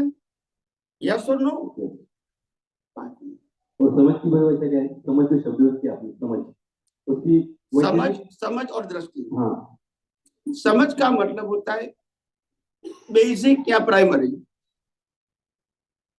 क्या बताया? कोई भी चीज का ज्ञान बेसिक जानो या प्राइमरी ज्ञान जानो, उसको समझ बनेंगे। उसका उपयोग करेंगे तो दृष्टि चाहिए। उपयोग नहीं करना है तो दृष्टि की जरूरत नहीं है। आई हैव नॉलेज, नहीं समझ में आया, नॉलेज। दृष्टि कब बोलेंगे? जब इसका उपयोग करना है। नहीं, जरूरत नहीं है ना, दृष्टि की जरूरत नहीं। आप समझे? उपयोग के लिए दृष्टि की जरूरत है, और उपयोग के लिए दृष्टि की जरूरत है। अभी मैं सूक्ष्म उपयोग की, आपको उपयोग का क्रिया में मत ले जाना। फिर क्रिया तो कर्म फल है।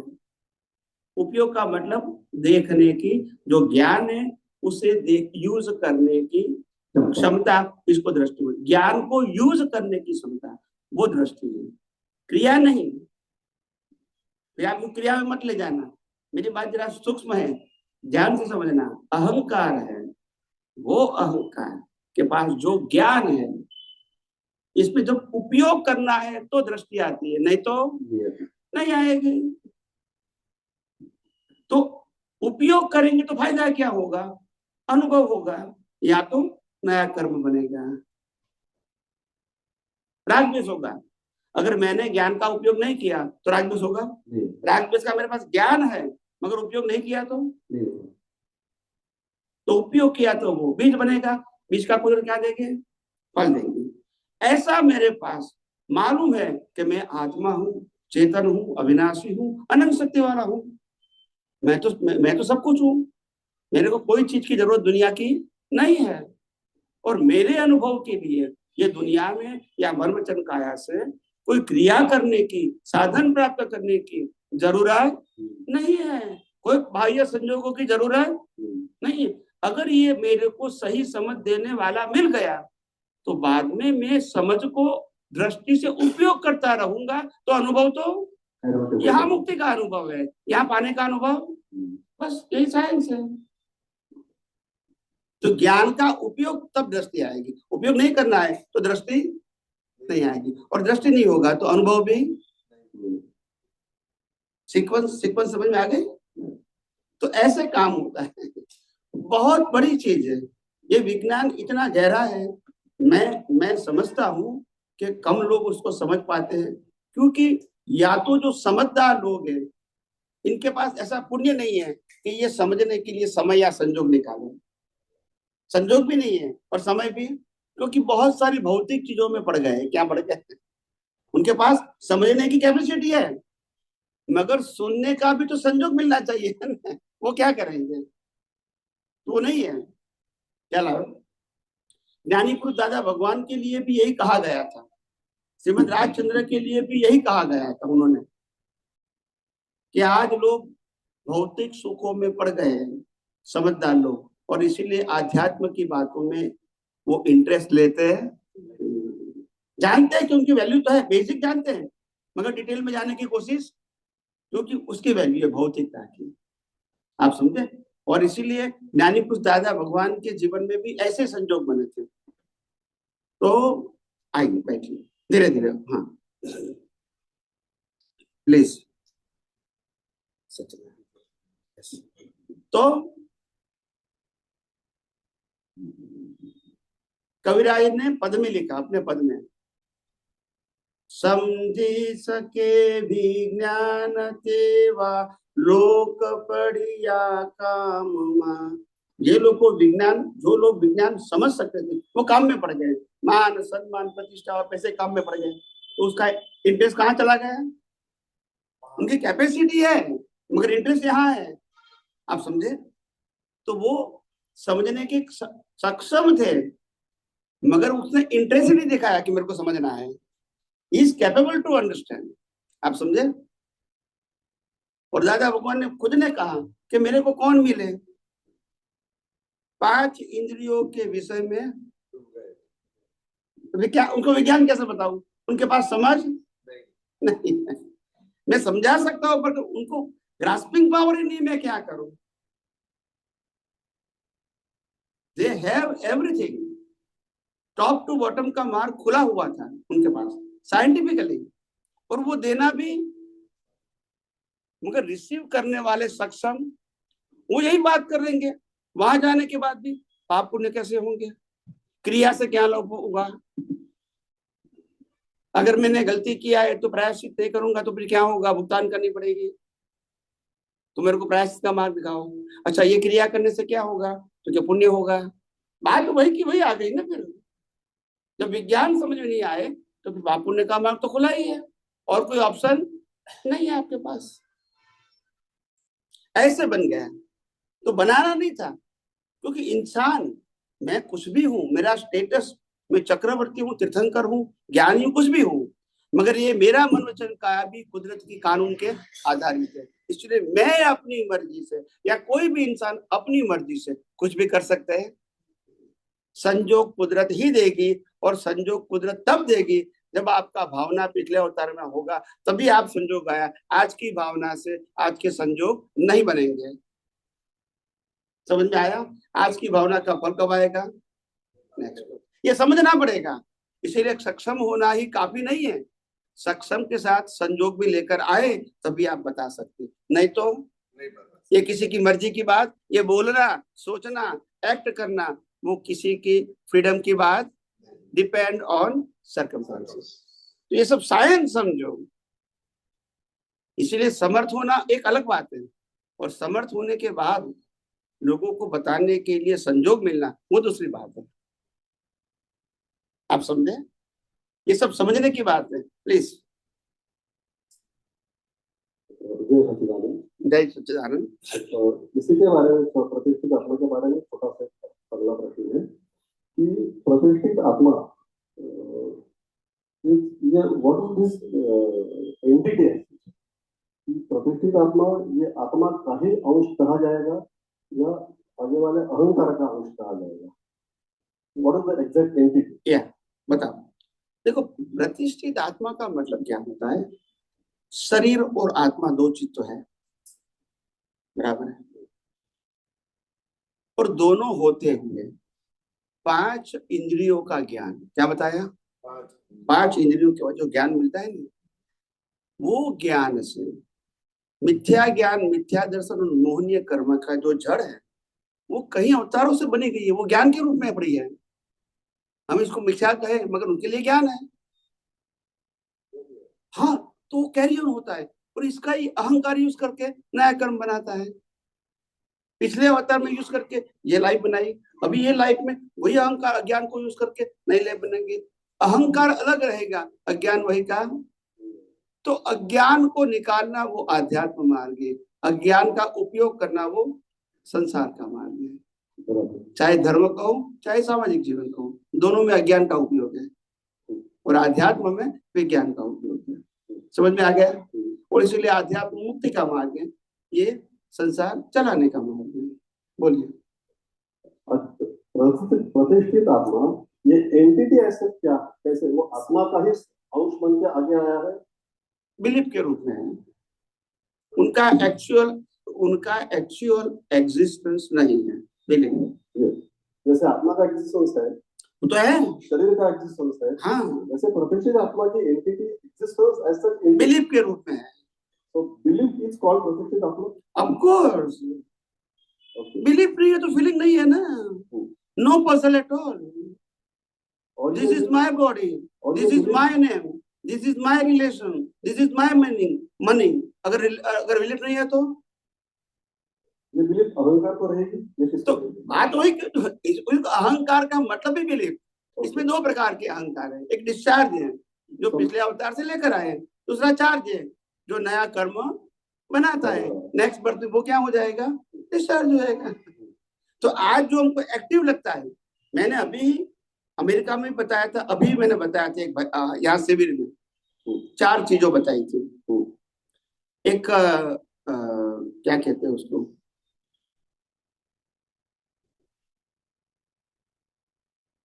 वो शब्द क्या है कि हम जिसको चार्ज और डिस्चार्ज बोलते हैं, चार्ज और डिस्चार्ज ना, माइंड नहीं, तो माइंड के अंदर दुनिया के जो लोग मानते हैं, जो थिंकर पीपल मानते हैं, जो खास करके वेस्टर्न कंट्री वाले, कॉन्शियस एंड सबकॉन्शियस को मानते हैं। कॉन्शियस एंड अनकॉन्शियस नहीं, सबकॉन्शियस, ये दोनों को मानते हैं। हमने उसको चार्ज और डिस्चार्ज से जोड़ दिया, मगर उनकी परिभाषा जुदी है। वो अलग कहते हैं, हम अलग कहते हैं। वो कॉन्शियस को लाइव बोलते हैं, हम कॉन्शियस को मैकेनिकल बोलते हैं क्योंकि वो डिस्चार्ज है, लगता है लाइव, क्योंकि अभी रोल है ना, उसका रोल है, तो हमको लगता है कॉन्शियस मतलब लाइव, जो बॉडी की हर क्रियाओं के साथ जुड़ा हुआ है, तो वो लाइव लगता है, वो कॉन्शियस है, मगर डिस्चार्ज है, मैकेनिकल है। और सब कॉन्शियस है, वो लाइव है, क्योंकि वो चार्ज करता है। उनके पास फ्रीडम है, इनके पास फ्रीडम। ये अहंकार, डिस्चार्ज अहंकार तो को संजोग के अधीन ही सोचना पड़ेगा, और चार्ज वाला है वो संजोग से विपरीत भी सोच सकता है, उनसे कोई मतलब नहीं है। अगर ये शरीर चोरी करता है तो वो सोच सकता है कि मेरे को चोरी नहीं करनी है। ये डिस्चार्ज वाला नहीं सोच सकता है, तो चोरी करने के साथ जुड़ा हुआ हुआ है, चोरी करेगा। अभी आप समझे, तो वो ईगो है। नेक्स्ट बर्थ में जो अहंकार, अहंकार का मतलब क्या है बताऊं, उनका अस्तित्व नहीं है। क्या नहीं है? और अहंकार और अज्ञान दोनों को रिलेटेड है। को रिलेटेड समझ गया ना, जुड़े हुए, अलग नहीं है। आप अहंकार कहोगे तो अज्ञान तो रहेगा, और अहंकार का अस्तित्व अज्ञान है वहां तक ही है, नहीं तो अस्तित्व डिस्चार्ज का रहेगा, चार्ज का नहीं रहेगा। बाद में जन्म मरण बंद हो जाएगा, शरीर आत्मा तो रहेगा, लास्ट बर्थ में भी रहेगा। तो यह पूरा कॉन्सेप्ट समझ में आ गया। ये विज्ञान का कॉन्सेप्ट जो है इतनी सिंपल भाषा में पहली बार खुला हुआ। इसका मतलब ये नहीं है कि कोई ज्ञानी नहीं थे, क्या अनुभवी नहीं थे, पहले भी बहुत थे, अभी भी हो चुके हैं, मगर इसको कहने का मौका नहीं मिला। और मैंने पहले भी कहा, मन वचन काया की अवस्था मात्र वो किसी के हाथ में, मैं चाहूं तो ही बता सकता है, मैं लाखों लोगों को बता सकता हूँ, मगर संजोग नहीं है। मैं बहुत सारे थिंकर को बता सकता हूँ, मगर संजोग नहीं है, तो मैं क्या कर सकता हूँ? आखिर शरीर भी संजोग के अधीन है। भाव हो सकता है, मगर संजोग कौन देगा? कुदरत। और वो कुदरत जो संजोग देगा वो पिछले अवतार के कर्म के अधीन देगा, आज की मर्जी के अधीन। तो इन शॉर्ट दादा का जो ज्ञान मिला है उसके पहले प्रतिष्ठित आत्मा शब्द नहीं था, 100%।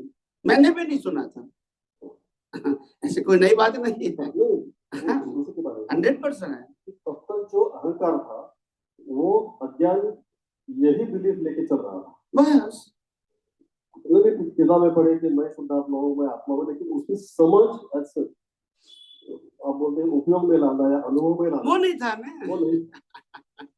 तो ये ज्ञान लेने के बाद जो भेद जो है कि आत्मा और प्रकृति का जो एग्जैक्ट बिहेवियर कैसा होता है, क्या भेद इसमें है, ये समझ में आता है।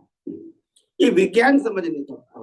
ज्ञान लेने के बाद नहीं। अगला मेरा शब्द था कि ये अध्यात्म विज्ञान जो आप समझाते थे जी, उससे उसका डिस्टिंक्ट क्लैरिटी दिखाता है, क्योंकि साइंस है ना। और ये मैंने बात मैंने मैंने बार बार कहा कि विज्ञान मेरा नहीं है, ये कुदरत का है और कुदरती कानून के ऊपर आधारित है।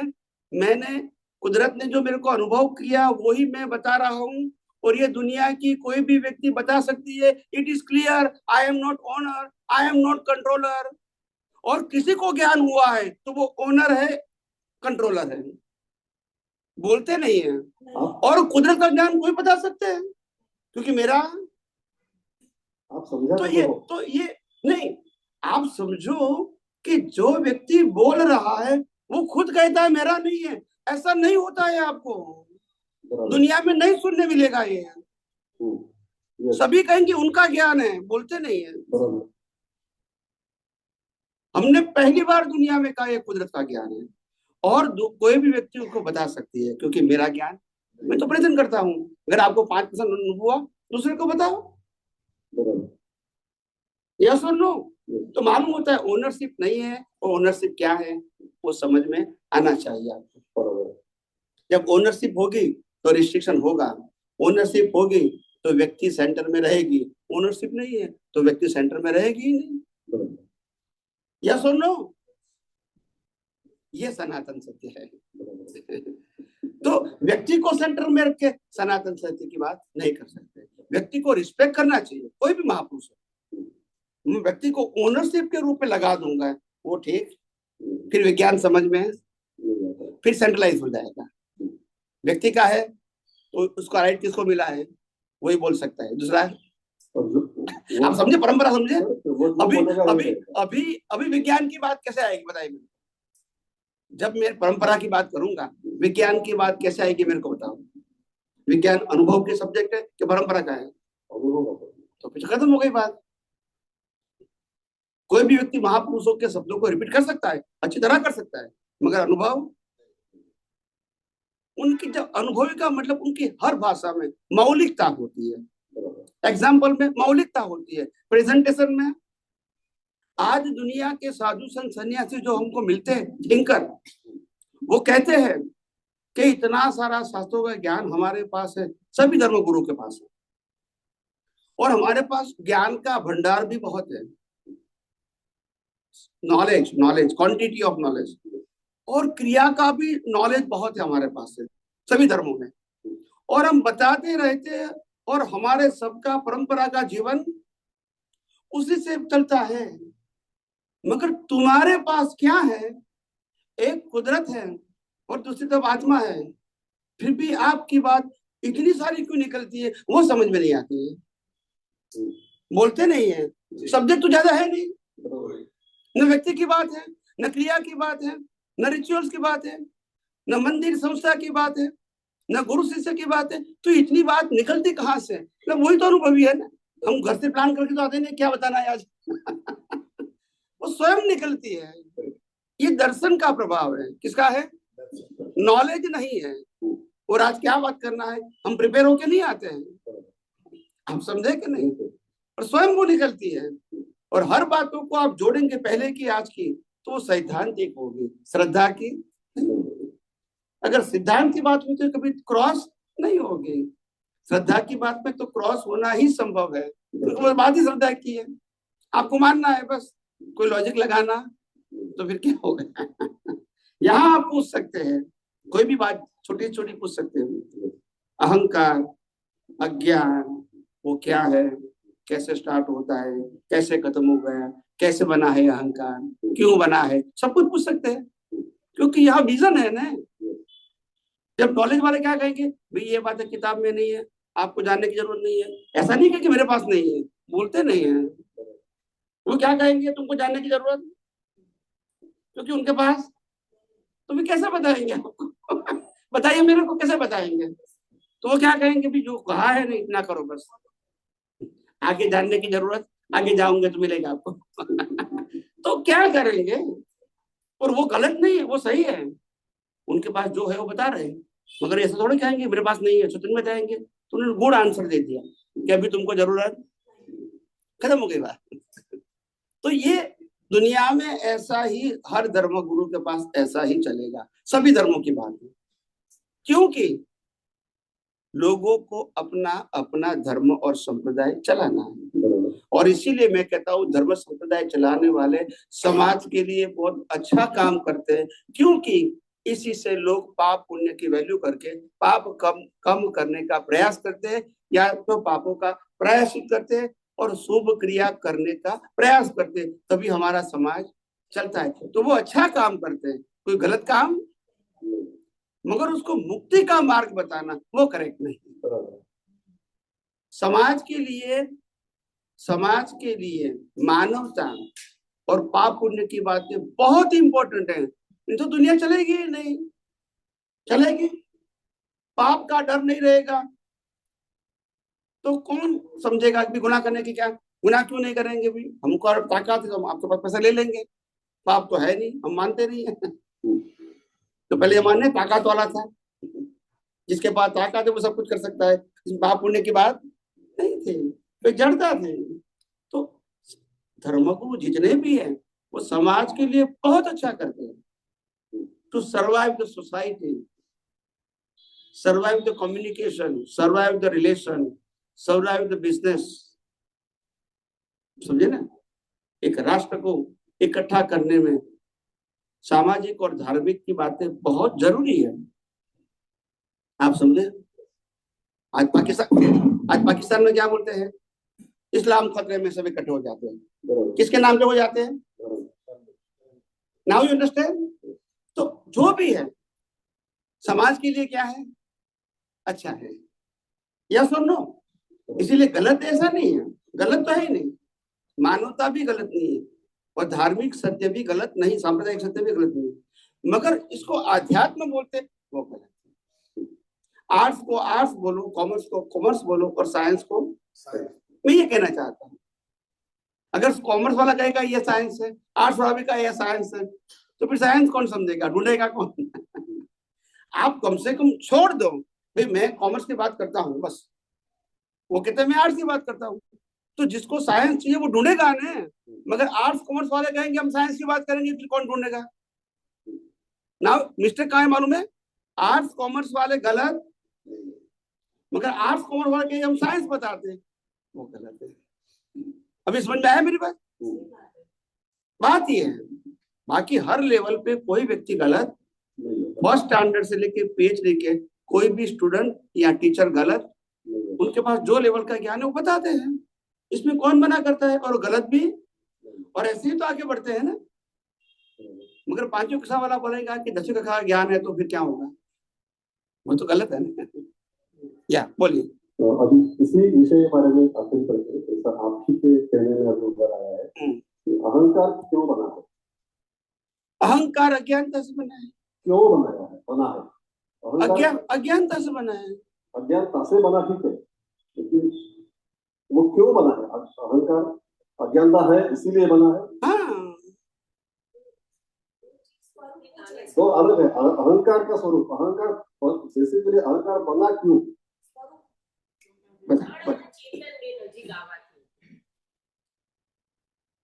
सिंपल बात यह है कि भले डेफिनेशन में जड़ चेतन बताया, मगर जड़ चेतन तो केवल कोई भी होता है, मगर बीच में क्या नहीं है, इसलिए अहंकार। तो ऐसे पकड़ो कान को पकड़ना पड़ेगा। रूट क्या है, रूट आत्मा नहीं है, रूट शरीर नहीं है। अगर रूट आत्मा से होता तो कोई को ज्ञान होता ही नहीं। अज्ञान है तब तक अहंकार लाइव है, तब तक कर्म नहीं और जन्म मरण। अज्ञान के आप दिखाओ मैं आपको, जैसे कोई चीज, जैसे ये चीज है, ये चीज अज्ञान नहीं है, ये मैं देखता हूँ वो भी अज्ञान नहीं है। देखना आँख का स्वभाव है, पूरी चीज पड़ी है, जो भी बनाई जिसने बनाई है, अब ठीक है। मगर ये चीज को जब मैंने कहा मेरी है, वहां से अज्ञान, फिर राग द्वेष, समझ में आ गया। अगर ये चीज है और मैं देखता हूं तो अज्ञान नहीं है, तो अहंकार नहीं है, तो कर्म भी नहीं होगा बस। तो होने से कर्म नहीं बनेगा, मैं भी हूं, चीज भी है, इसीलिए कर्म बनेगा, ये जरूरी नहीं। मगर अज्ञान है तो अहंकार, अहंकार का मतलब ओनरशिप, डूअरशिप एंड सफरिंग। करता भाव, कर्ता भाव, भोक्ता भाव और मालिकी भाव, ये खड़ा होगा ही अहंकार है तो। और इसी से राग द्वेष होगा और इसी से कर्म बंद हो जाएगी। समझ में आया? That's it. तो ये बात है। और ये रूट कोई नहीं बताता है, आप इसकी भक्ति करो, इसकी भक्ति करो, ये क्रिया करो, तो इससे क्या मतलब है? अज्ञान को निकालना है जो कर्ता भाव है, अज्ञान को निकालता है जो भोक्ता भाव है, अज्ञान को निकालता है मालिकी भाव है, और तीनों का एक नाम है देहाध्यास। छूटे देहाध्यास तो नहीं करता तू कर्म, नहीं भोगता तू तेहनो एज धर्म नो मर्म, एज धर्म थी मोक्ष।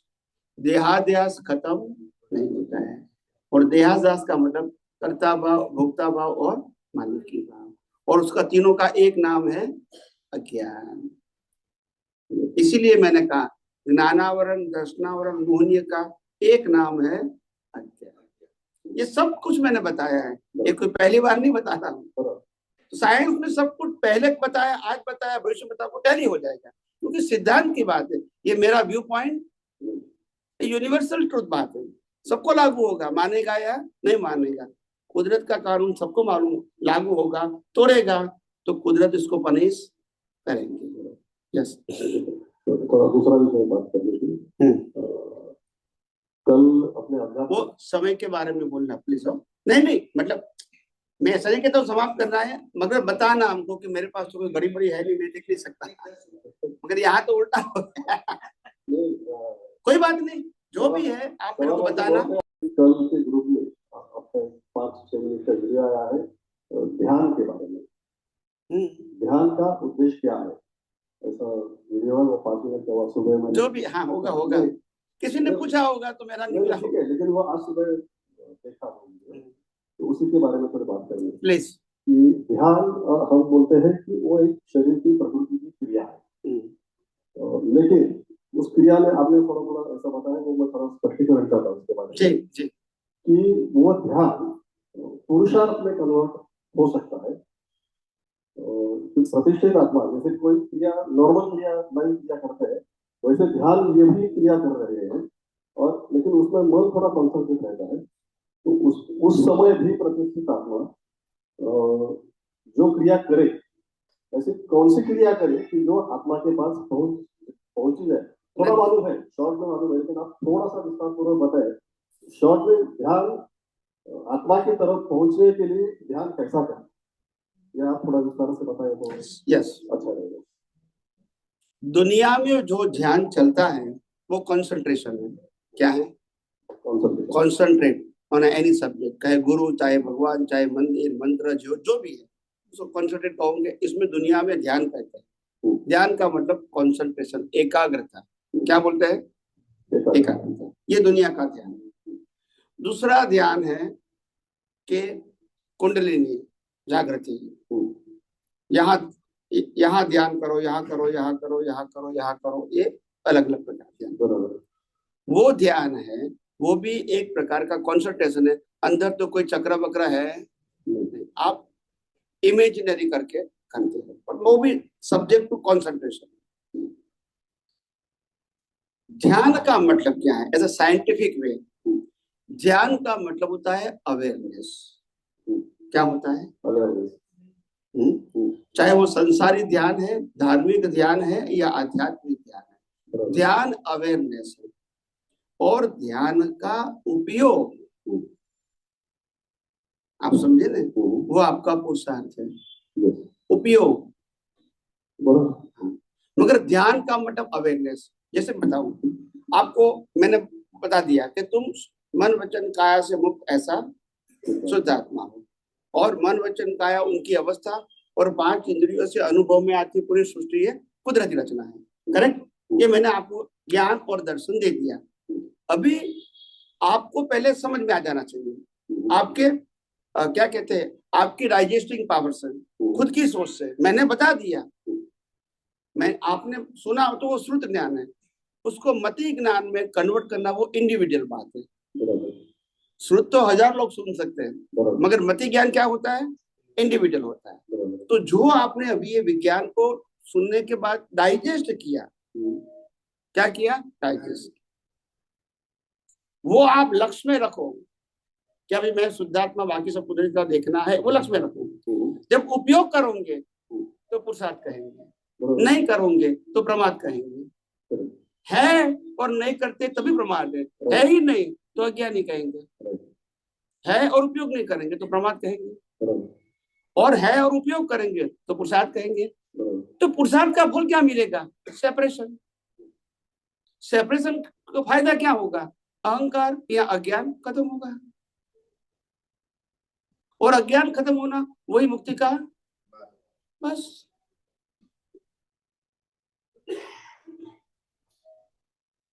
इसमें कोई बाह्य क्रिया आते ही नहीं है। इसीलिए मैं कह रहा हूँ ध्यान एक क्रिया, बैठ के क्रिया कर रही है, कोई बाह्य क्रिया नहीं है, लेकिन नहीं बैठ के नहीं करना है, वो बाहर जाके भी कर सकते हैं, लेकिन कहीं भी कहीं वो तो सही है। मन वचन काया की कोई भी एक्टिविटीज में आप अवेयरनेस एप्लीकेशन कर सकते हो, एनी सिचुएशन, क्योंकि वो पार्ट ही अलग है, आत्मा अलग है, शरीर और शरीर की अवस्था अलग है, और अवेयरनेस वो दृष्टि का, लाइव ईगो का विषय है, वो मन वचन काया का विषय भी नहीं है और आत्मा का विषय नहीं है। आत्मा की हाजिरी है, मन वचन काया की हाजिरी है, मगर पुरुषार्थ और उपयोग लाइव में होता है। वो कभी भी कहीं भी कोई मारा मर युद्ध कर तो भी रख सकते हैं, तो सब्जेक्ट ही अलग है। Yes please. हाँ, मैं ये बात कर रहा हूँ कि वर्षों से मेडिटेशन करें, ध्यान करें, ऐसी आदत से लगे, तो उसमें क्या करना है, कैसे करना है, धर्म के अनुसार या ज्ञान के, ध्यान के अनुसार अलग अलग जैसे ध्यान है उसके अनुसार ध्यान करते हैं। लेकिन अभी जो ध्यान करना है, जो वो तो जागरूकता, सावधानता, अवेयरनेस, ये बात हो गई है। कहीं एक घंटा आधा घंटा बैठ के ध्यान करना है, तो वो ध्यान की प्रक्रिया मुझे आत्मा की तरफ ले जाए, ऐसा प्रतिष्ठित आत्मा क्या पुरुषार्थ करे, यही मैंने आंखें बंद कर दी। ज्ञान दर्शन का उपयोग संजोगों में, बस वही हमारा पुरुषार्थ है, और कोई पुरुषार्थ वो भी दृष्टि से ही करना है। लाइव अहंकार, उनके पास जो सम्यक ज्ञान, सम्यक दर्शन है, इसका उपयोग वही हमारा पुरुषार्थ है। वो होना वो हमारा पुण्य है, उपयोग करना हमारा पुरुषार्थ है, और पुरुषार्थ का फल सेपरेशन है। अज्ञान को मिटाओ और मुक्तता की अनुभूति करो, बस। इसमें कोई मेरा तेरा आता बस। उपयोग ही अनुभूति है, उपयोग नहीं तो अनुभूति नहीं। Knowledge is not equal to experience, application is to be called experience, convert in experience. अनुभव ही सर्वश्रेष्ठ है, आप समझे। इतनी गहन बातें आप किताब में पढ़ने जाओगे क्या होगा, समझ में आएगी? वही तो बहुत है, वही तो मैं कहता हूँ, वही बहुत है। और अनुभवी ज्ञानी को संक्षिप्त में बता देते हैं। एक महाशय ने मेरे को प्रश्न किया था, समझो आप ध्यान से सुनना, बहुत सारे लोगों को ये बात समझने की जरूरत है, क्योंकि आपके पास सामने क्वेश्चन आएगा आपके सामने कि स्वामी जी बार बार अनुभवी पुरुष, अनुभवी पुरुष, अनुभवी पुरुष की बात क्यों करते हैं। ये प्रश्न आपके सामने आएगा 100%, जब दूसरी जगह जाओगे तो आप समझे, आएगा। बहुत बार आते गए कोई बात नहीं, मेरे को मालूम है नहीं लोग क्या प्रश्न करेंगे, मेरे को मालूम है। Something is abnormal, the people they ask the question. तो मेरा ये कहना है, अगर मैं फल बेचने वाला मैं फल बेचता हूं तो क्या गलती है? कहता हूं तो अगर मेरी की डायमंड की दुकान में तो मैं डायमंड बेचता हूं तो क्या गलत है? बोलते नहीं है। अगर मैं ऑटो चलाता हूँ तो मैं ऑटो चलाता हूँ तो गलत है? तो मैं अनुभवी ज्ञानी तो बता, तुम अनुभवी ज्ञानी हूँ तो गलत क्या है? आपको मानना ना मानना आपकी मर्जी है, आपको मेरी जरूरत की नहीं जरूरत है वो आपकी मर्जी है, मगर मैं तो बताऊंगा ना। जो चीज जिसके पास है वो नहीं बताएंगे, आम आदमी को कैसे मालूम होगा? उनको तो लगेगा शब्द है, यही लगेगा ना। तो ये बोलना आप भले उदय कर्म है मेरा, मगर मेरी फर्ज में आता है, नहीं तो लोगों को डिस्टिंग्विश कैसे होगा, कैसे मालूम होगा? ये तो बात आत्मा ही करते, ये भी करते, ये भी करते, ये भी करते हैं, डिफरेंस तो होना चाहिए ना। तो जब सुनेगा कि अनुभवी पुरुष है तो उसमें कोई डिफरेंस तो होगा। तो आएगा, सुनेगा, तब मालूम होगा ना कि यहाँ सामाजिक और धार्मिक बात पाप पुण्य की करते ही नहीं है, यहाँ कोई व्यक्ति की बात करते ही नहीं है, यहाँ कोई क्रियाकांड की बात करते ही नहीं है। आपको ये करना, ये न करना, बात ही नहीं होती है। आपको जीवन कैसे जीना है, बात ही नहीं होती है। तो डिफरेंस तो लगेगा ना, आएगा तब लगेगा ना। आप समझे ना? तो इसीलिए ऐसा प्रकृति भले मेरा उदय कर्म है, मगर बताने की मेरे को फर्ज है। मैं जो लोगों को बेचता नहीं हूँ, बांटता हूँ, वो बताता हूँ। मैं बेचता तो नहीं हूँ ना, बांटता हूँ। भाई मेरे पास ये है, आप प्राप्त करना चाहते हो तो ले जाओ, इनकी कोई कॉस्ट नहीं है। यस और नो? इसमें गलती क्या है? आपको बताना चाहता हूँ कि जितने भी प्रवचन जिस पर सामने सुने हैं, देखे हैं या पढ़े हैं, इसमें से आप ही का एक प्रवचन ऐसा है कि जहाँ संसार की एक अंश मात्र बात करनी है। जरूरत मैं जब मुक्ति की बात करूंगा तो कैसे आएगी? जो करना है। हाँ, और मैंने कहता हूँ अगर आपको सामाजिक और धार्मिक प्रश्न है तो जहाँ करते हैं वहां जाओ, आप टोटली फ्री हो उसमें। और उसमें भी कहता हूँ अगर आध्यात्म के बारे में मैं आपके प्रश्न का उत्तर दे रहा हूँ, अगर आपको लगता है कि ये उत्तर शायद मेरे को भी सही नहीं लगता है, और कोई बड़े अनुभवी ज्ञानी है उनके उत्तर मिलता है, तो आप जा सकते हैं। ये आपकी चॉइस है और आपकी फ्रीडम है, इसमें कोई रिस्ट्रिक्शन नहीं है। सिंपल बात है ना। मेरे पास जो है वो मैं बताता रहूंगा, मेरे पास नहीं है कैसे बताऊंगा? तो मैं कहता हूँ ये मेरा सब्जेक्ट नहीं है, खत्म हो गई बात। मैं क्यों आपको गुमराह करूंगा? मैं क्यों गुमराह करूंगा? और ये मेरी जिम्मेदारी होती है कि गाइड करो, मगर मिस गाइड मत करो। हो सके तो गाइड करो, मगर मिस गाइड नहीं करो। कोई अगर मेरी पूजा करना शुरू करेंगे तो मैं कहूँगा मेरी पूजा मत करो, परमात्मा की पूजा करो। आपको भाव आता है, बहुत हो गया, मगर मैं उसको बढ़ावा नहीं देना चाहता हूँ। आप समझे? आपने सुना है कभी तीर्थंकर भगवान ने कहीं पूजा करवाई है जिंदा? उनकी आरती करवाई है, माला पहनाई है, वरगुड़ा निकाला है? अब समझो मेरी बात। तो हम उस लेवल पे पहुंचना चाहते हैं, देहाध्यास से मुक्त।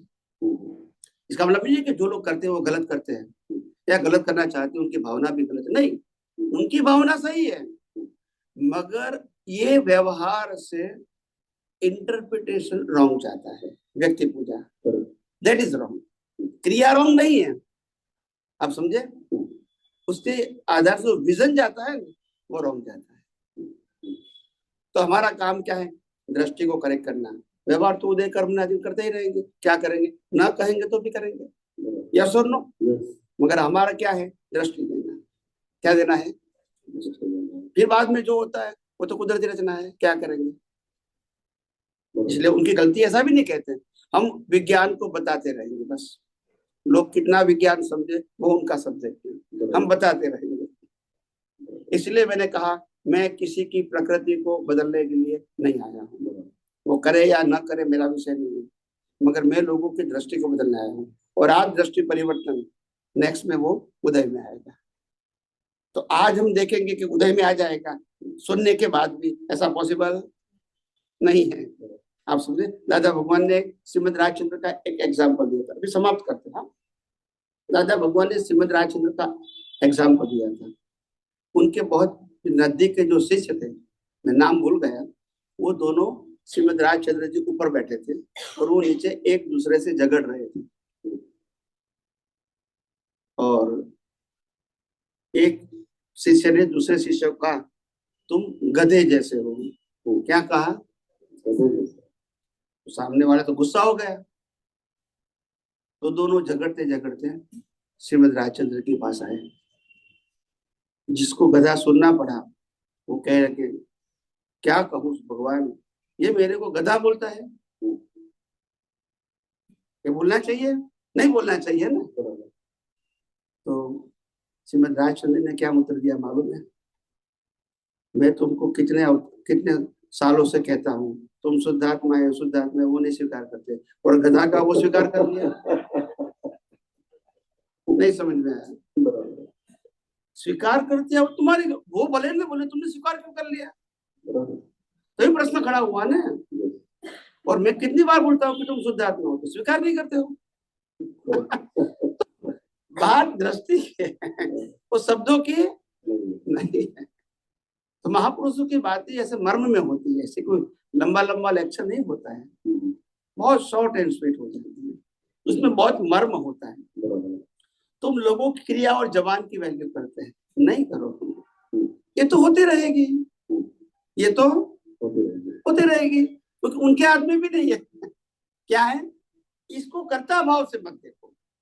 अगर ज्ञान देना है तो मैसेज दो। क्या बताया? मैसेज, यानी उसकी दृष्टि बदलने का मैसेज। जैसे कोई हमको हार पहनाएंगे तो मैं कहूंगा अभी हार पहनाने की जरूरत नहीं है, इतना पैसा भी करते हो, और जैन धर्म के आधार से जीव हिंसा भी होती है, तो हमको जरूरत नहीं है। फिर भी लेकर आएगा तो मैं करता नहीं रहूंगा, मेरा काम ज्ञान देना है, उनकी प्रकृति को बदलना नहीं है, दृष्टि को बदलना है। हो सकता है उनकी दृष्टि बदल जाएगी, फिर भी क्रिया करता रहेगा, क्योंकि उदय कर्म है।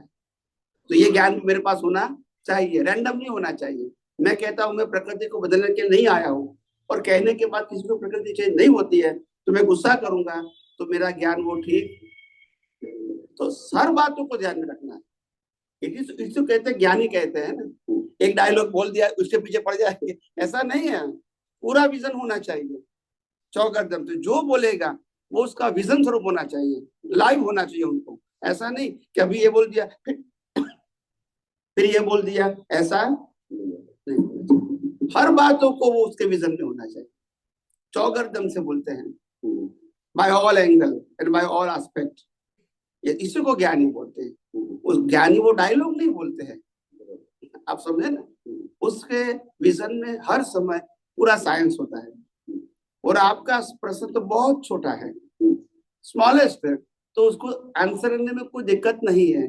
मगर जब आंसर लेने वाला व्यक्ति रिलेटिव सत्य में चला जाता है, जैसे मैं कहूंगा कि आप गुलाब वगैरह करते हैं, आप समझे ना, ये लगाते हैं, सजाते हैं, उनको वेलकम करते हैं, आप समझे ना, तो वो नहीं करो तो अच्छा है, जरूरी नहीं है अपने को। मैं कहूंगा फिर भी करते रहेंगे, फिर भी लोग करते रहेंगे, तो मैं उसको करता नहीं मानता हूँ। मेरा रोल मैं करता हूँ, उनका रोल मैं करता मानूंगा तो मेरी गलती है। मेरा काम ज्ञान देना है, मेरा काम क्रिया को बदलना है, और उनका काम भी क्रिया को बदलना नहीं है। क्या बदलना है? Now you understand. मेरा मकसद दृष्टि को बदलना है, उनका उनका मकसद भी क्या है? दृष्टि को बदलना है। मेरा मतलब मेरे मनोचन काल को बदलना नहीं है, उनका मतलब उनके मनोचन काल को बदलना है। Now you understand, it is to be called a science. ऐसा मैंने कहा फिर भी तुम नहीं मानते हो, तो फिर क्या हो गया? रिलेटिव सत्य हो गया। भाई जब तुम दृष्टि बदलने की बात करते हो तो बर्तन बदलने की बात क्यों करते हो? Don't connect, either you create the confusion. जब आपका मैसेज दृष्टि परिवर्तन का है तो फिर क्रिया के बारे में क्वेश्चन क्यों करते हो कि मैंने 100 बार कहा तो अभी चेंज नहीं हुआ? तो कैसे होगा जब आपके लाइफ की साइकिल फिक्स हो चुकी है? तो आप इसको परिवर्तन में अपेक्षा रखते हो, वो आपकी दृष्टि की गलती है। हो भी सकती है या नहीं भी हो सकती है, मगर वो उदय कर्म के अधीन है, पुरुषार्थ के अधीन नहीं है। आपका काम तो दृष्टि परिवर्तन करना है, आप समझे? तो ये हर बातें हमारे विजन में 24 आवर्स होती है, आप समझे? प्रश्न कोई भी है, विजन कंप्लीट होता है और विजन अनकवर होता है। क्या होता है? तो 24 आवर्स हाजिर रहता है। और कोई अभी दोपहर को ले लेते हैं, ठीक है? प्रार्थना बुलाते हैं। हे अंतर्यामी परमात्मा,